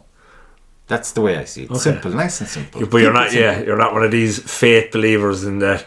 What was the saying? I find the people that believe that everything is laid out before us and everything's predestined still look both ways before they cross the road. Yeah, well, see, that's the kicker, we'll say. Because when you get there, it changes a lot of things. It's like, oh, I'd love to live here. That shit kicks in. That's silly talk. Yeah. The weather's perfect. The people are great. The food is super. The whole vibe. I want to stay here. I think I'm going to move here. I think I'm going to stay here. Yeah. So I'm going to look both ways now because you've something precious. Yeah. It's like a single man, young single man, is easier to train than a man who's fucking had a bit of a life, has a couple of kids. Of comfort. Yeah. And he's like, sure, he'll be grand. He'll be there when I get there. Enough. Whereas the hungry guy has none of this, doesn't have maybe a partner or whatever, and he's fucking hungry. So he's going to lock everything onto this one thing and just gamble everything on that. Yeah. And he'll commit 1,000,000%. And those people are maybe lacking. And you know what, there's an awful lot of that being discussed, like when they look at the fucking gender pay gap. Have you ever seen that? No. They look at that. You'd hear like feminists or women activists, people kind of speaking out for women's rights, saying, oh, like the gap in medium hourly wage for a man doing the same job and a woman doing the same job is just 7% in the difference. Like, women get paid less than men. It's actually bollocks. They get on the fucking safety boats before we do, if we even do. But if you break it down, it's like what you said. If you're a young guy that's highly driven, that doesn't have any ties, that isn't married, that hasn't got kids and all that, that guy is more than likely to work 60 to 80 hours a fucking week. Yeah. And obsessed. You know? It's easy for men to be obsessed about a thing. If they like it, they'll behave as if you were to describe their week, their efforts, their behaviours, you'd say, gee, fucking that person's got obsession issues. Yeah. It's easy for us to get obsessed if we like what we're doing. And we were, it's like you will put in the extra mile. You will do it when you don't want to do it. If it's something from you. Yeah. That obsession is just fucking, let's go. Yeah. It's easy. Whereas a lot of people, maybe who aren't men, will say, well, fuck that. Yeah. You know what I mean? Like I say, it's not trying to disparage women, but it's just like... Women cop the fuck on, that's what I say. Get back in your box, okay? You run the world as it is, and you're making a shit show of the fucking thing, so shut the fuck up, smile, and be happy. You can never make a woman happy. I hate to hear those arguments, because if you break it, like it sounds horrible when you put out a statistic like that women get paid 7% less than men, statistics right? are fucking... taken out of thin air. Yeah, but like the only people talking about those positions then, those feminists we'd say that are saying these kind of things, all they're talking about is positions of power. So they'll say to you like, how is it that there's only 5 women involved in the top FTSE 100 companies in the world, right? Because they're shit. Right, so what they're saying is they want equal equity, they want to be equally represented. Well, go earn it then. But there's that, right? They want to be equally represented in all aspects, in all jobs and all things, right? And then you say it to the same person and say, right, when 99.9% of bricklayers are fucking men, should we have quotas for women and that? Like, no, women need to. I think women are waking up, actually. Yeah. I think they realised that the feminist movement was a crock of shit for them. And there's a lot of women. I think your doctor, what's his name, has a lot of very interesting facts on that about women who... What's his fucking name? The 12 Rules for Life guy. Oh, Jordan Peterson. Oh yeah, he does massive views on that. Yeah. I mean, he's like... Again, he's a thinker. He breaks things down. But he's access to statistics as well of, not experiments per se, but it's like, they do... There are stats in every society annually, like, just so people are meant to be keeping a fucking eye on things. Yeah. And the amount of women that have, like, chased, we'll say, the career... The vast majority of them are fucking manic depressed because they want to be a mammy. Yeah. And they'll say, I didn't want to have kids. I'm not, I'm this and I'm that. But then it's like, you're suffering because you're ignoring something. And then when they get to the truth of it, they say, I think I want to have kids. It's too late now. And that's actually a major component, but that, like, in the disparity between men and women, right? Because if you think of it, a woman realistically, and I thought this was a very good point that he made one time. He said, a woman realistically has a very much shorter biological clock. She has to have her career and her priorities in order pretty much by the time she's 35. Because after the age of 35, then the chances of having kids dramatically reduces, Like, so she has to have, like, that, the stable job, the correct man in her life, then to be able to have kids at a young age, So like that's an awful lot of pressure on women as well. But it's the same for men. I mean, I know loads of men who they might be with their latest girlfriend or whatever, but they want to have the idea of a family. They want to have their kids, but they don't have them. They're thinking, I don't know, is it going to be making any sense? Because they're getting along. Yeah. But I mean, like for me personally, I have 2 kids with 2 different women. Was it by my desire to do that? No. At the end of the day, I wouldn't change any of my boys for the fucking world. You know what I mean? I'd walk in front of traffic in the morning for the 2 of them. But I wanted that when I was younger. I wanted the kind of family and I wanted all that. But it just met 2 people that the question comes along or the situation shows up. Kids are mentioned. It's a yes or no. Yeah. But are you going to be real about it? And so some people get caught. Like the grass is always greener, because like with my situation, I always find I have some more of that. I always find that I look at some of my closest friends now, right? All of them pretty much lovely. Are you getting any lip action on that? No, it's alright. I not fucking. I find my buddies to be like, most of them are married or close to married, have kids that are still with the same woman for years, and I'd be jealous of that. I wouldn't lie about it. I've told my buddies, because that was always something that I wanted, right? But then with the same thing reversed, then the same fellas would turn around and say to me, you have a business, you work for yourself, you make your own money. I'd love to have that. So, you know, the grass is always greener on the fucking other side. Look, life is fucking tough. And when you get into a relationship with a woman, it's tougher. Yeah. Because you've two separate people with two different fucking philosophies of their life. And you know you're going to coexist. And you're going to... There's a lot of sharing and all that shit. Yeah. And, you know, it's not easy.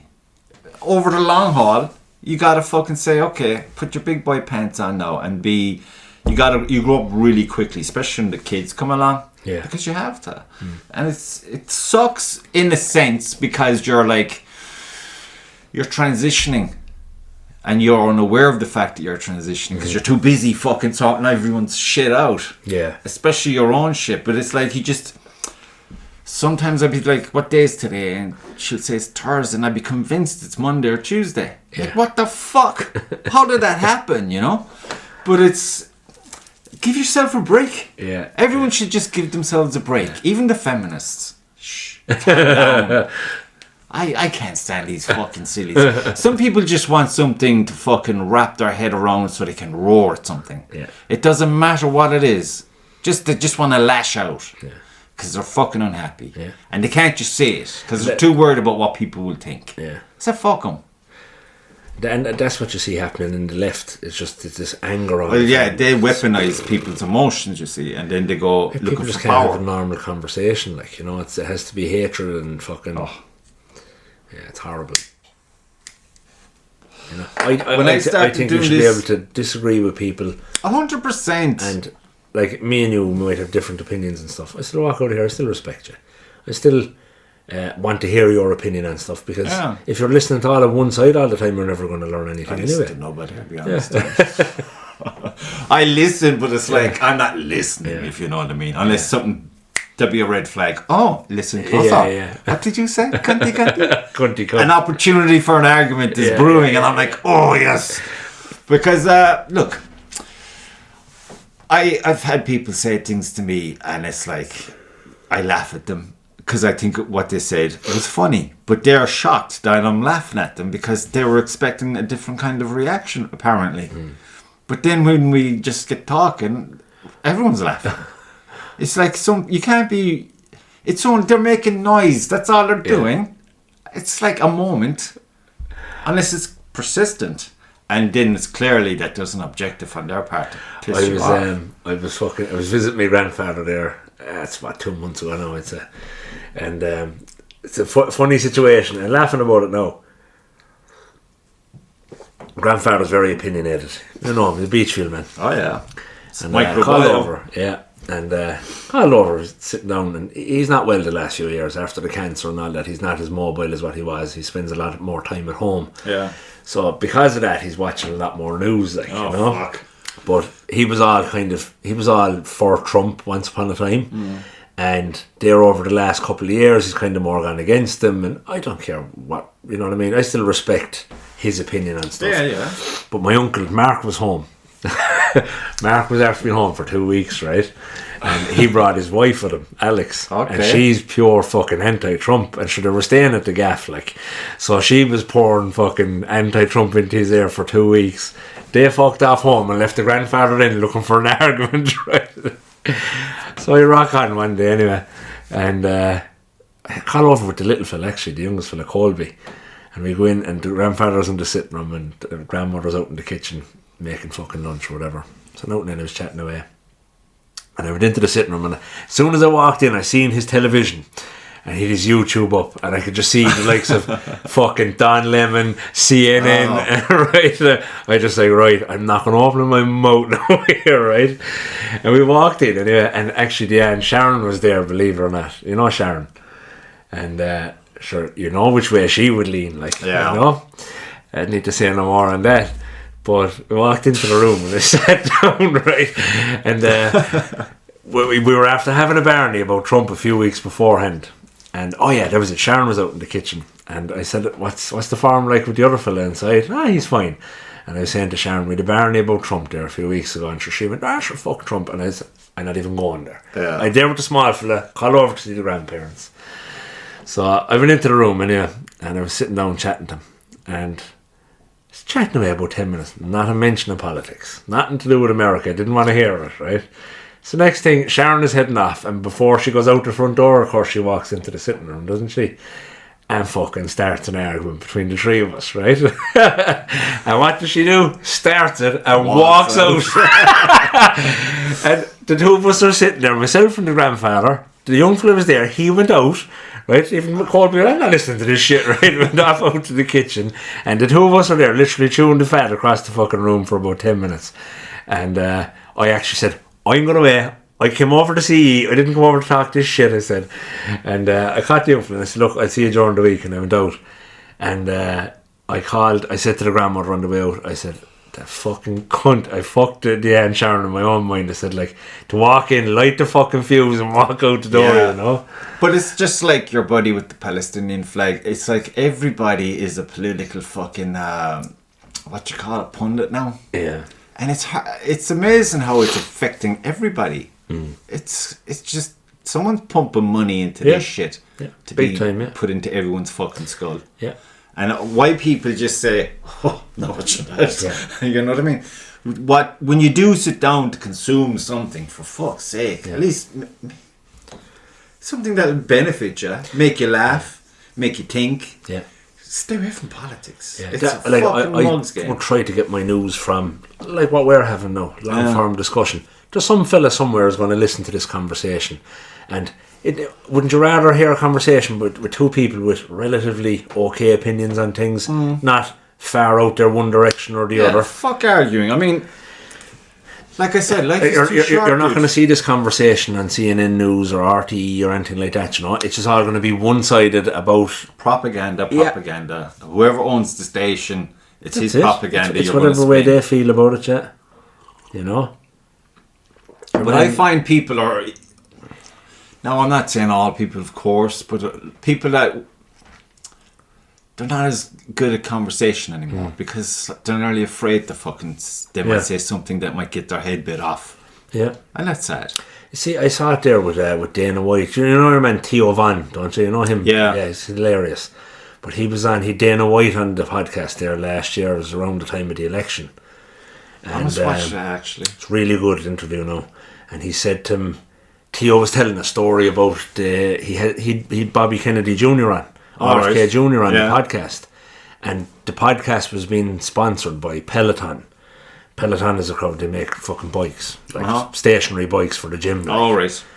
And they did the podcast with RFK Jr. They were contacted by the head of Peloton to take down the episode because they were sponsoring it and they don't agree with Bobby Kennedy, right? So he was trying to use their power to influence two people having a conversation, right? And he told Dana White this, and you'll have to watch this, very good. Did he take it down?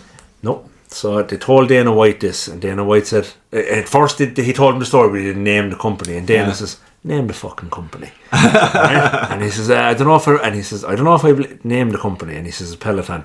And I swear to God, just off the top of his head, he says, have we Peloton bikes in the UFC? Yeah, we're getting rid of them, he said. He said, how fucking dare these people, he said, to come in and try and tell you who you can and can't talk to. And he said, yeah, go out there and literally, this was on the spot. Go out there and look in a load of Pelotons. He said, do you want them bikes? They're going in the fucking bin, right? And then they pulled up the CEO of Peloton, right? And they pulled up a photo of him, like, and he goes, oh, look at that guy, right? He looks like that type of fella. And they called in your man, Dana's manager, and he said, look at this dude here. Tell me, where's he from? San Francisco. Got it straight away, like, you know, just pure, like, San Francisco's very radical left wing, right? But Dana White said the same thing. He said that he posted a video for Trump, and he said that on his own personal social media now, nothing to do with the UFC, posted a video for Trump. He's a massive Trump supporter. Posted a video for him, and he was contacted by the heads of one of the UFC's top sponsors, and he asked him to take the video down. And he says this on the podcast. He said, you know what I told him? He said, go and fuck yourself. It was like Pepsi or something like that, you know. Go and fuck yourself, he said. You don't tell me what I can and can't put out there. You vote who you want to vote for. I'd vote who I want to vote for. Yeah, that's extreme as well. It's worse. It's fucking terrible. That's the thing with sponsors, though. I mean, they think they own you. Yeah. There's a young fella. I don't know where the fuck he is. Is he Tipperary or whatever? He does carpentry. And he's got a YouTube channel. Right. And he shows you all these old ways of doing things and stuff, and he makes boats and shit, fixes up doors and hatchets and all this shit.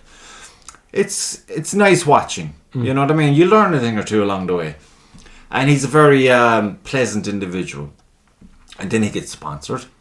And he goes, he got all excited about this video he did about this thing. He goes, but I can't show you yet. The sponsors have to approve it. Yeah.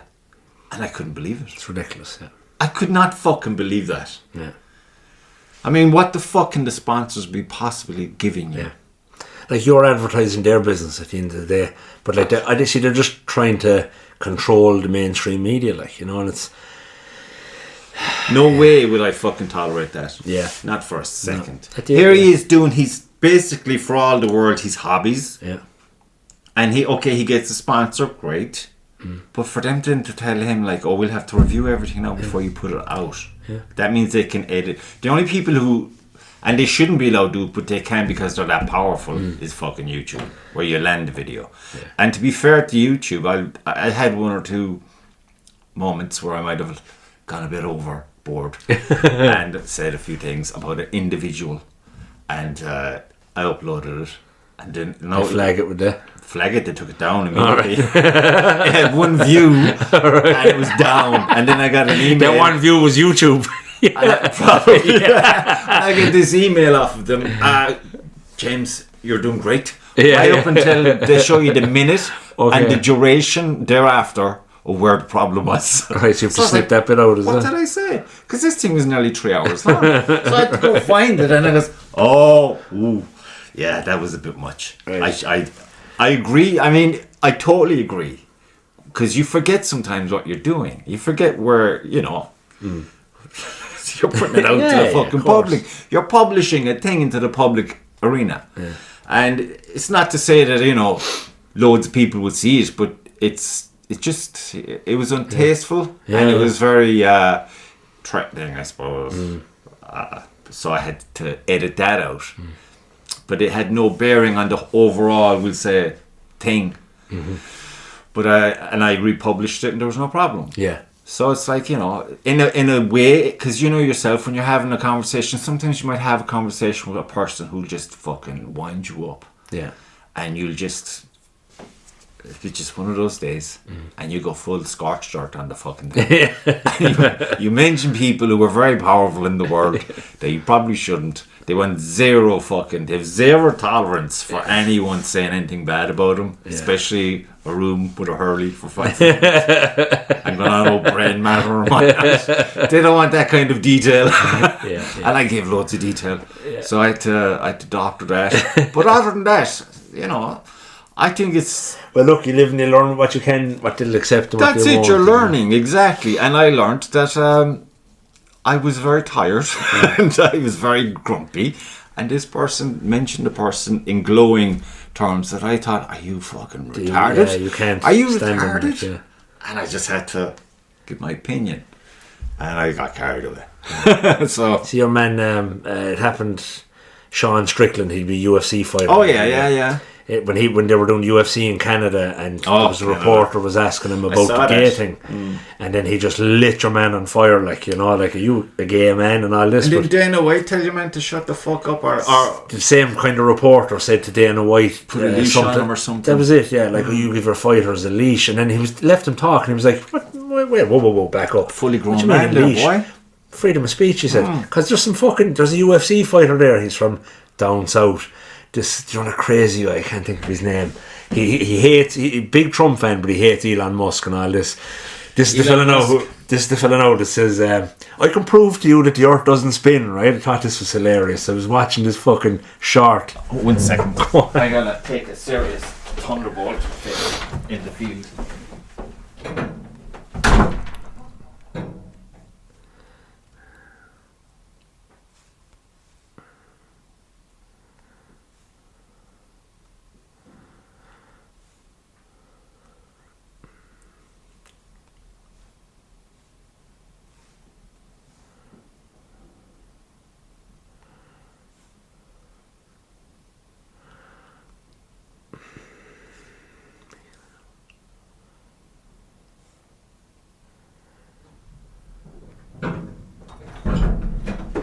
I think I've seen that Southern guy. He's a bit of a Bible basher as well, is he? Yeah.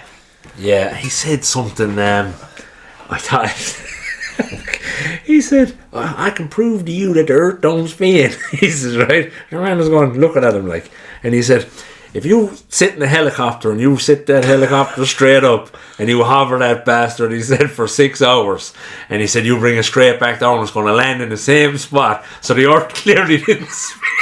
That's fuck. I played it 2 or 3 times, and every time it just got funnier, you know. But the Elon Musk thing, what do you think of? I mean, isn't it like sometimes when you hear the likes of Elon Musk and that Jeff Bezos, is it, and then the Facebook guy, Mark Zuckerberg, you think you're like an extra in a James Bond movie, and you don't know are they villains or? Yeah. It's really weird. It's weird. They're weird.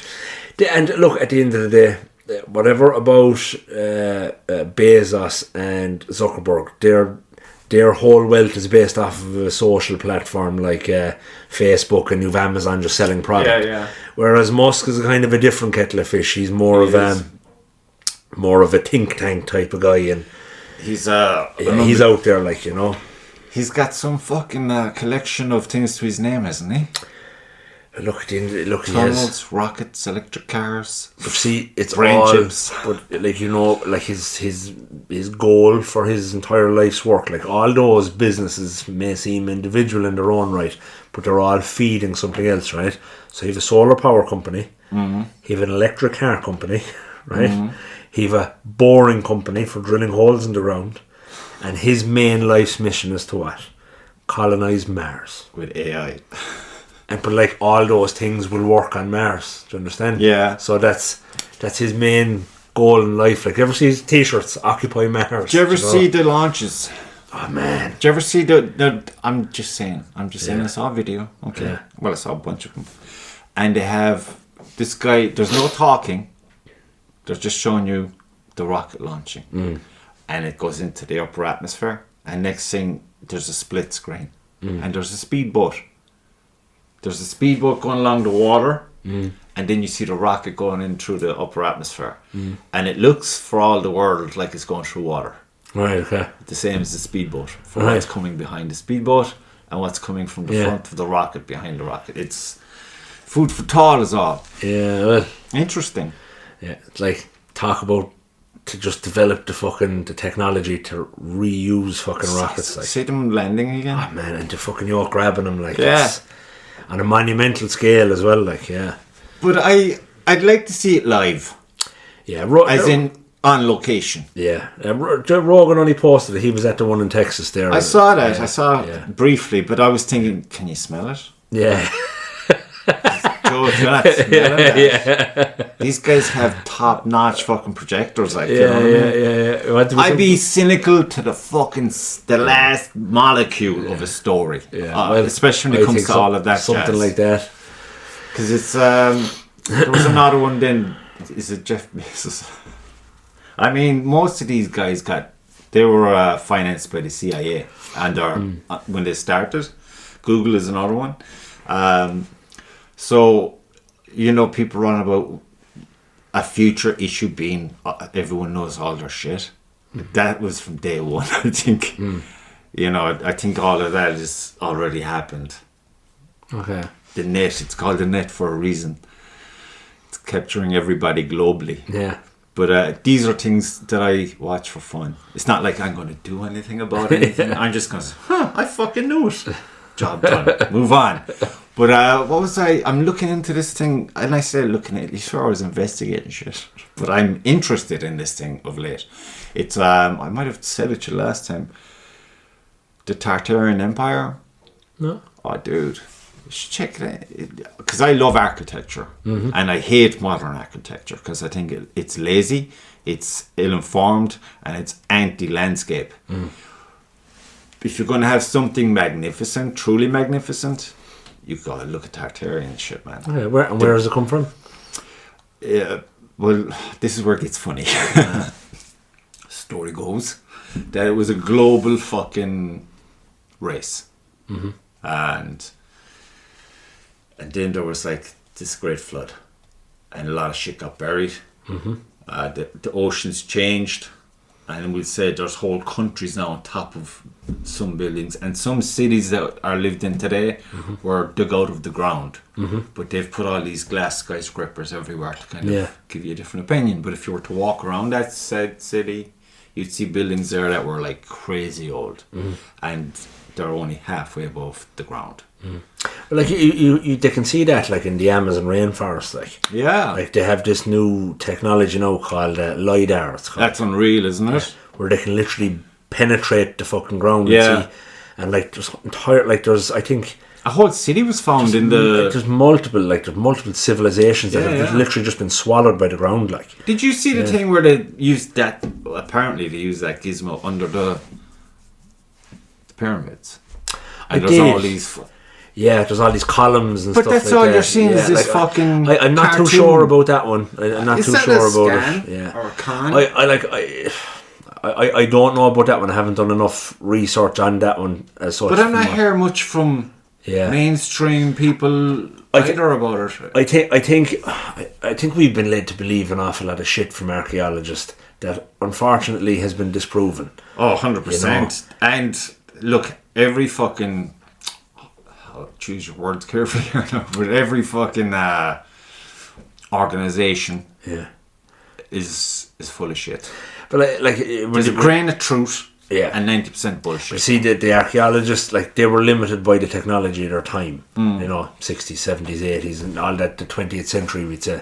But whereas now there's more and more technology and it's disproving an awful lot of their stuff and they don't want to admit younger minds as well, hungry, obsessed dudes. Like they look at that, like they put the age of Egypt, we'd say the Giza, the Great Pyramid of Giza and the Sphinx to like 4,500 years ago, 2,500 BC, right? But there in the last century, or in the last 20 years, they've discovered that there's water erosion on the Sphinx. Yeah. And like that would put it pre-12,000 years ago.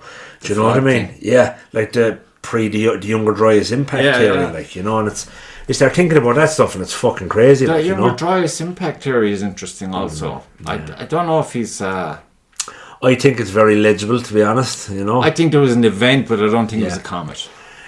Yeah, like I'd say there was a war. Yeah, I think they found stuff in skeletons of like of what do they call mammoths, like megafauna in Canada, right? That were flash frozen from like 12,500 years ago, like. And they think it was all this the Younger Dryas impact theory, like this massive. With the equivalent of a nuclear war to it. Don't like they think that the Earth was hit by some sort of a meteor or something the size of Texas, and it literally wiped everything. That would do it. Yeah, that's what the kind of impact theory is, and that like literally. Do they have an impact site? There's a few impact sites around the world. There's one in Mexico, and there's another one somewhere else. I have to look it up again, but they think that the Earth just experienced this massive change in temperature, like literally overnight, and it literally killed off all the megafauna and everything.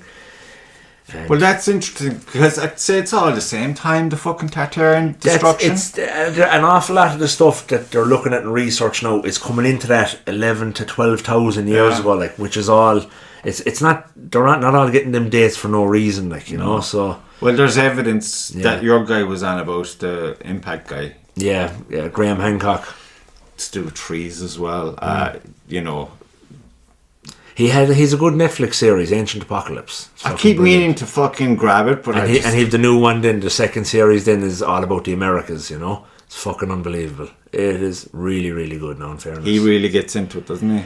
But like at the end of the day, and like he's fucking banned from certain sites around the world. Like, yeah, you know, look, it's easy to get banned these days. For fuck's sake, you could I just think he's a believable guy, and he's someone like the man. He's curious. He's out there doing it. Yeah, he's not trying to push a narrative on you. He's just trying to say he's trying to get people to think about our own. There's parts of our own history that we don't know about. But you ever notice when some character pops up out of the blue, and all right, they might have made a few mistakes in how they present their findings or their theories, but because they want their mission, it would seem, is to go to the general population and say, will you do me a favour? Will you open your fucking eyes and see and think? Tell me I'm wrong. Yeah. But at least show me why you think this. Because he's under the impression that we've been all fucking hypnotised. Yeah. And we're just sleepwalking into this totalitarian event of a global scale. Yeah. And I don't think he's wrong. Yeah. He did fuck up a few times with saying crazy shit, but some of the nicest people in the world say crazy shit. Yeah. It's okay to say crazy shit. It's necessary. Because I think as a species, we're living a lie. Like, what I like about the likes of Graham Hancock is that they present you with evidence. And they say, right, this is what we know. This is what we found since. And this is what this study has said, or this person, this is what we found here, physical evidence. Yeah. And let you make up your own mind about it. They can only say that we think that this happened. Yeah. They're not like the archaeologists saying, come here now. We know that the fucking pyramids are made 2500 BC. Yeah. And there's no argument about that. Anyone that says that, they've just closed the communication window. It's like, I'm not taking in any more information. That's institutional thinking. Like. Yeah. And it's the behaviour as well. I mean, it's the how dare you challenge us, like, yeah. It was this two lads yesterday, I think they were on the Joe Rogan podcast. They were, they're academics for life. Yeah. They're retired now, but they were going on about is Al Gore made that fucking movie, an something truth, an uncomfortable truth, or an inconvenient truth about global warming. Right. And the boys were saying, well, scientifically speaking, there's nothing to back up what he was saying and to back up what that movement is saying. I think global warming is a lot of shit. He maintains that based on all the evidence that he's a lifetime of going through, he reckons it's a fucking cult and it's been weaponized by a political agenda. I would agree. 100%. The world has been warming up since the last ice age. Yeah. You know? But it was fucking cold this morning. Well, fucking warm the fuck up. But it has been warming up since the last. When we were kids, we were told by the time we're the age we are now that Ireland would be the new Spain. Yeah. It's not. It's not. Yeah. And it's not going to be. Yeah. It's fucking, unfortunately. Yeah. But that's what I mean. It's like this. I kind of stopped watching soccer. Well, most sports, I might watch the odd highlight here and there. That's it. But it's not like going to be like I used to be, going to the pub, watching the games, getting into it. Because once you realise that's like a huge fucking distraction from you, then it's an issue. You know, it's not going to, I'm not going to, how am I benefiting myself by being I mean, when I say totally swallowed up by it, totally swallowed up by it. Like. So then you start looking into, but then again you could say, well, just fucking doing your archery is as bad as doing, but it's not, because I'm proactive, I'm involved, I'm in it. Yeah. Do you know what I mean? There's a difference to being in it, doing it, than to be on the sidelines going fucking crazy. See the golf thing in America? The Yanks going over golf? Yeah. Come on to fuck. Yeah. What you need there is a bit of Happy Gilmore. Go over and start swinging the club, man. You look at that fucking movie as well, I swear it drives me mad. The original Happy Gilmore was brilliant. Yeah. Did you see the second one? No. Oh my fucking God. I don't believe don't bother. Don't bother. It's like what I didn't think it was. I thought it was perfect. Like, I love Sandler, like, but like, you look what Tom Cruise did with Top Gun. Yeah. Waited 32 years. I thought he did well. Maverick was unbelievable. Yeah. Serious movie.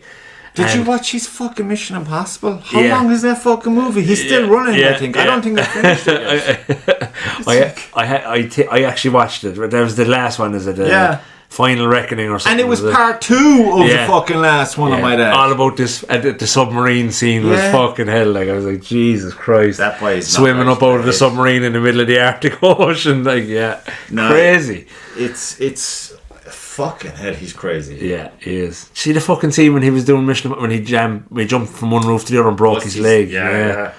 You know what? I saw a movie he did, and it was an epic fucking movie, as in it was long. The Last Samurai. Oh, brilliant movie. I watched it straight away after watching it the first time. That's one of his best movies ever. Yeah. Unbelievable movie, that. Yeah. And there was another one then, because then I thought I was a bit harsh with old Tom here. Yeah. Because he's the night the fuck out of me. Like, he's the same character in every fucking movie. Basically. So after that, I started saying, what else has he got of late? And he had this one where he's an assassin. What's it called? Collateral. Oh, he's The music grey in hair that- and the grey beard with Jamie Foxx. The music in that movie is fucking brilliant. Yeah, I think it's audio slave for the whole thing. And it's a brilliant movie. Again. And he was believable in it. It was fucking... Like, he's 5'5" or something like, and he's an assassin. It's like, the you know? mindset and the intensity. It's just... But like even when they did that Mission Impossible, it was a Ghost Protocol, and they were over in the Burj Khalifa in Dubai. Remember the scene where he's running along the building? Yes. That's real. Yes, he's not right. And there's a scene there, because he'd said in an interview, I think it was on like Graham Norton or something like that, he said, I really wanted to be at the top of the building. I wanted to be up there. And he made him get up at 6 a.m, and he climbed all the way up. It's 800 and fucking something meters, like. And there's the helicopter circling, and he's sitting on the top of the spear with no equipment, no nothing, just at 7 o'clock in the morning like this, literally like looking out to death. Like, that'd be an interesting conversation, wouldn't it? To sit down with someone like him and say, how the fuck are you still alive? Yeah, fair play to him. I thought Maverick was some fucking movie. Great movie. Lads, was worth the 30 years. I wasn't even born when the first one came the way out. they even the story of it, like, and it was good that the hero is the hero. Yeah. Instead of this fucking apologising for being great at something. Yeah. Do you know what I mean? I hate those. And they kept Val Kilmer in it as well. That was a nice touch. Nice, yeah. Because he died not long after that, didn't he? Yeah, he did. And even the way they did it in the movie, it was done really well. Yeah. Tastefully done. Tastefully done. It was just a good movie. And everyone wins, I think. Yeah. You know? Yeah.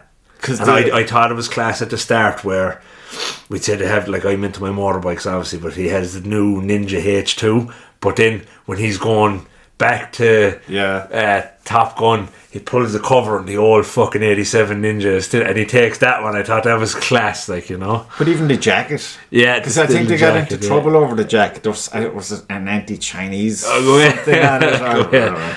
But the world has changed since, like, But there's so much.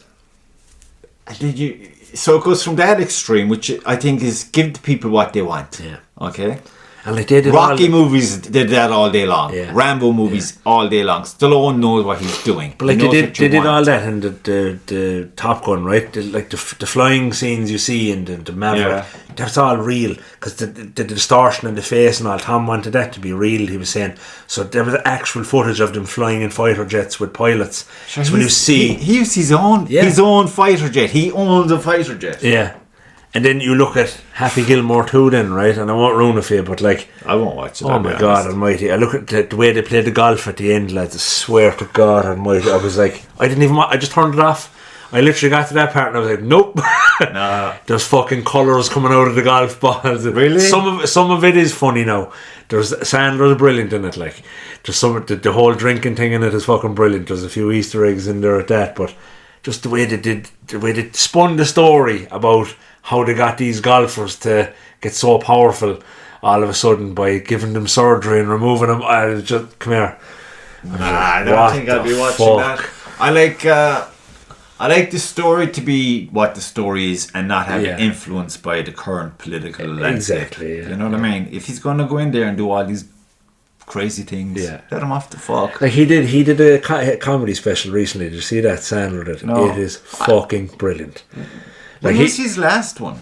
It's this one I'm talking about. It was on Netflix. But before that one? It was a long time ago. I was thinking, because that's something you hear every day. Yeah. He came and up with it's just him, typical him. There's him in it doing the most silly tongue-in-cheek jokes. Yeah. There's his singing in it. There's some he's crowd some work. musician, lad. Oh, he's unbelievable. Unreal. And I'm not joking, Jamie, you would love it now. The special is really good. It's typical Sandler. But I like Sandler a lot. He's very good when he's on point, when he's doing his thing, when he's not, you know. And like the only sequel he's only ever made 2 sequels. Grown Ups 2 and Happy Gilmore 2, I think. That's it. His voice now is on something that the lads is it Leo? He's a lizard. Is he a lizard? Yeah. And Bill Burr's with him. Did you ever listen to Bill Burr? Yeah, Bill Burr. Poor Scratchy and he's Boston, sure, isn't he? He's from Boston. Yeah. He's a fucking cranky bastard. But he's another left-wing lunatic now, sure, because he's the one he married. Yeah, but even before that, he was on about we need depopulation. We need to kill a bunch of people. Too many knuckleheads in the world. Did you see his movie? What's the fucking something Dads? It's all about fatherhood. Is that when they have the retro shirt shop? him and his buddies, and then they sell it. Something that I can't remember, but there's a scene in it, and he's in a motel, and he stood outside at the balcony smoking a cigar. I saw that clip. Yeah. And the man comes up and he's vaping. He's like, "You can't smoke here, man." He's there like, "You're smoking, I'm vaping." He says, "Can't smoke in my hotel," and he goes, "Motel," and he says, "What's the difference?" He said. He said, "In a motel," he says, "a murderer can come straight up to my room and kill me. If it was a hotel, they'd have to go through a lobby first." And he says, "What's wrong with you, man?" And he says, "Well, what's wrong with me? I'm living in a world," he says, where a guy who's smoking is telling me I can't smoke." But he does bring up a lot of valid points, good points. I like Bill Burr. He's funny as fuck. Yeah, but he he's is. like our Tommy Tiernan in a weird kind of way. Just Tommy's kind of gone a bit mad. A small bit mad. I mean, he's really mad. He's back with his podcast now with what's his name? Oh, that fucking ginger guy. He speaks Irish all the time. Hector. Oh, it's Hector. Is he with him? Is he? There's him and Hector and a female comedian. Okay. Who I didn't know until she was on their podcast. It's the three of them. They go to different pubs around Galway and they have a chit chat. But Tommy was saying, that he's actually on medication for madness, for being mad. For medication for madness. Yeah. Yeah. Did you ever see the fucker on stage? I saw him live once, man, and my face was in shit for a week. Yeah. I was he's just brilliant. He's brilliant. I used to love it. Do you remember the TV show he did years ago? Where they bring the guests on and he doesn't know who they are. Oh yeah. Oh man, it was such a good show. Did they stop doing that? They did, I think, yeah. That's some way to do a TV show. Some idea, isn't it? Yeah. Bring on someone and I don't know I have to guess who the fuck Roy they are. Keane was on with him. Was he? Yeah, very good. Can't not know the Keane. Like, come on, for fuck's sake, give me something. Asher Keane is very dry, like.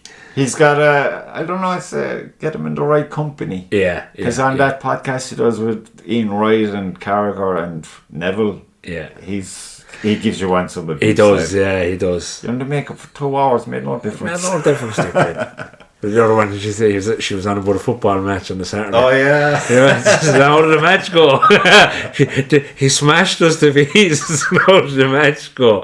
Oh, lads, it's pure. Ian Wright nearly fell out of his fucking chair. Yeah. He's a fucking Ian Wright's a right Buddha kind of guy, isn't he? Yeah, he's a bit out there as well. And he's always crying.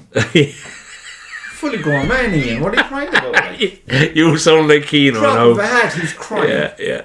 That's the only thing I don't like about him. Everything else is super. Yeah. But this crying has to stop. You can't be crying. Fucking cop on. You're rich, like. So, I hear you're looking for staff. Yeah. And they definitely need some new staff, alright. You're gonna... I've a guy coming in starting a work experience there now actually next week, so we give him a go for a week just to see. He'll be doing his leaving cert now soon. Mm. So yeah, we'll see. I need some staff. I do 2 people really, Yeah. So just things are busy and you can't do it all on your own, No. Yeah, I had a guy there now all year. He's gone. He's moved on to something else, so we just have to look again, It's a tough trade at times. People think it's easy. It's not. I don't doubt it. I'd say it's fucking laser. Yeah. You need to have your head screwed on. Yeah. And it's a lot of the people that are in the trade are sole traders. They're nearly working on their own. It's not a lot of companies that have a lot of staff. Yeah. So because you can't really. Same with me. I mean, if I had he would just watch me. Yeah. Maybe make a mix now and again. Yeah. Because I wouldn't trust him to do anything with the stone. Because he doesn't know. And I don't have time to fucking show him. So it's like, it sucks for everybody. So it's not good. Yeah, but I want to pass something on. Like, obviously, look, I'd like to give my business to my kids or whatever, but it's nice to have a young lad that's just enthusiastic about cars and wants to just, an eye for work. Take the right approach and show an interest, because, most of the kids these days, they spend half the fucking day on their phones and stuff, you know. So, no, like I said, there's plenty of time to be had for that as well, but so long as they have an interest in things, because at the end of the day, when they're dealing with high-end machinery and stuff that's worth a lot of money, you better be on point. Yeah, and there's some class machines you're dealing with, dude. They look savage. Cool, all right. They look savage. Fuck. It's like, how the fuck do you get that? Yeah. There's some savage looking machines in there. Yeah, and we get to work on some good stuff now, in fairness. But another 2 strange machines in now next week as well. So it's Mercedes a C63 AMG, and I have a Mercedes Jeep that was built by Brabus. Would you believe it? Yeah, rare as rock and horse shit now. What are you going to do with that?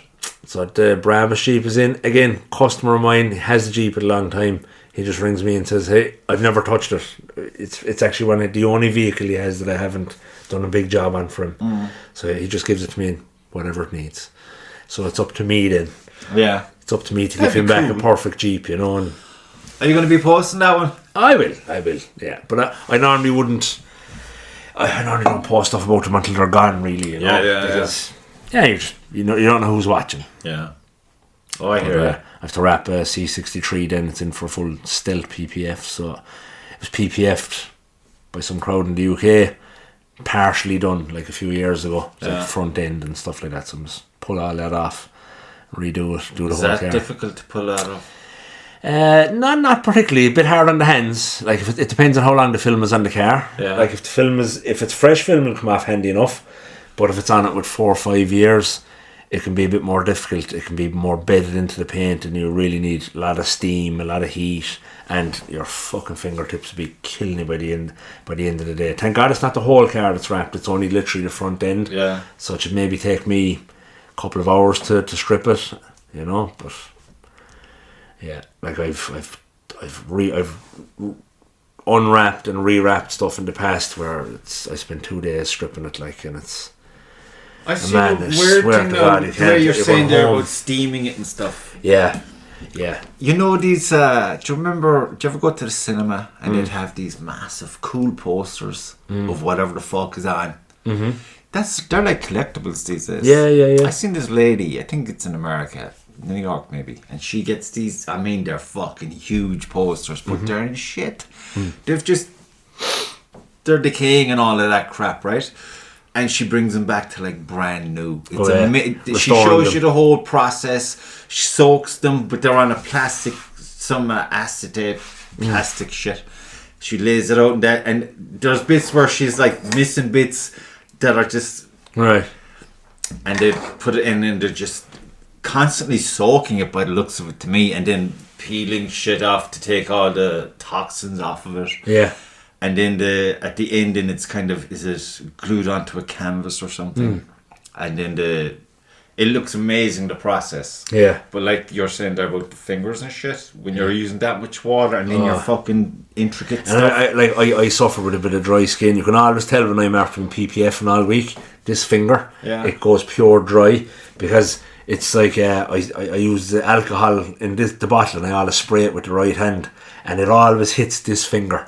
Alright. Right? So this finger always, you can see the inflammation in it. Yeah. It's fucked up, like, you know, it's just a war wound, like, you know, but it's, I don't, that thing you're talking about there with like redoing the posters, isn't there like a fucking Chinese or a Japanese art, is it called Kisu or something, where they take like broken vases. Oh yes. And then they put it all back together with gold, like. Yeah. Fucking see the little wires on the top of a cup. Class. It's fucking insane. Yeah, class. I'd say they're pretty benny. I'd say that, yeah. That's crazy. I mean, I would definitely make that cup worse. Because it would hit the wall by 10 o'clock in the morning. So I suppose, it's hard to say what, because you kind of, everyone suffers in their job, in the job that they love to do, that they're happy to do, you know. It's just because they love doing it, the suffering doesn't seem as much, but you feel it in the body after the fucking day's over. But look, it is what it is. We got to kick on, and no crying about it. For me, last week when I got sick, Monday I was out so I was like spent 3 days at home, didn't move. I was horizontal for 3 days, and I was actually at my worst after the third day, because my body was fucking horizontal, lying down for 3 days. It was like, I'm used to being up and going since 6 in the morning. My body's like, is this for after fucking croaking or what? Like, my back was killing me and everything, you know. I couldn't wait to get back on my fucking feet. Yeah, I'm not the best patient ever. Yeah. I mean, I go to work sick because I work alone. Yeah. So it's no biggie, but For me, it's a fucking biggie. You know, you start feeling sorry for yourself around 12 o'clock. Oh, Yeah. I'm going home. Fuck you, fuck this, fuck off. In the van. Yeah. And then you're like, I feel better.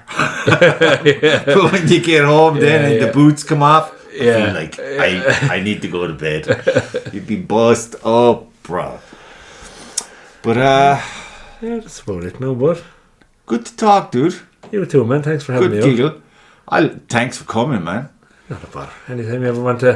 Anytime you're ever stuck for someone to come out, I'm never stuck. Say, I'd put up with this cunt for a couple of hours. I'm happy to go in solo, but at the same Just call time, into the shop someday when you're I passing. fucking do. I should do, yeah. Call in any day for a cup of coffee.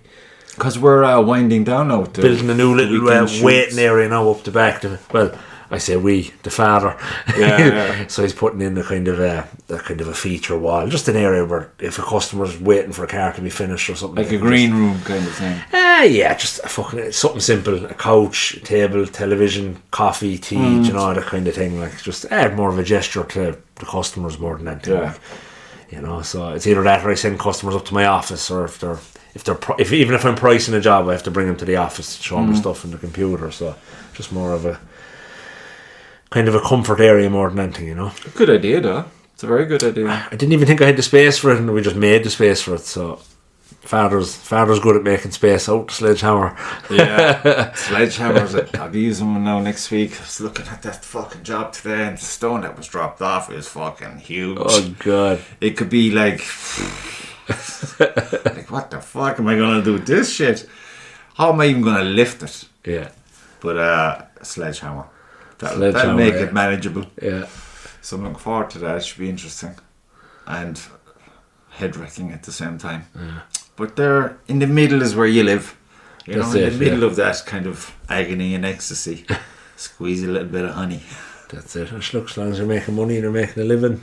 I wouldn't say making money now. I'm too competitive. Yeah. But I keep thinking, like, in my head, any day now my paintings I'm gonna finish them and I'm gonna start selling them, and I'll be grand. I'll just transition into that. Yeah. So it's like everything has its own lifetime, and you can't be, once you accept that, I think your ID's going to work then, because you know, look, this is now. Yeah. Things. I was doing something else before I was doing this. So we'll wrap it up. Right. Cheers, man. Thanks for the mug. Thanks for the cool fucking images, man. I no bother, bud. Of the jungle. Yeah.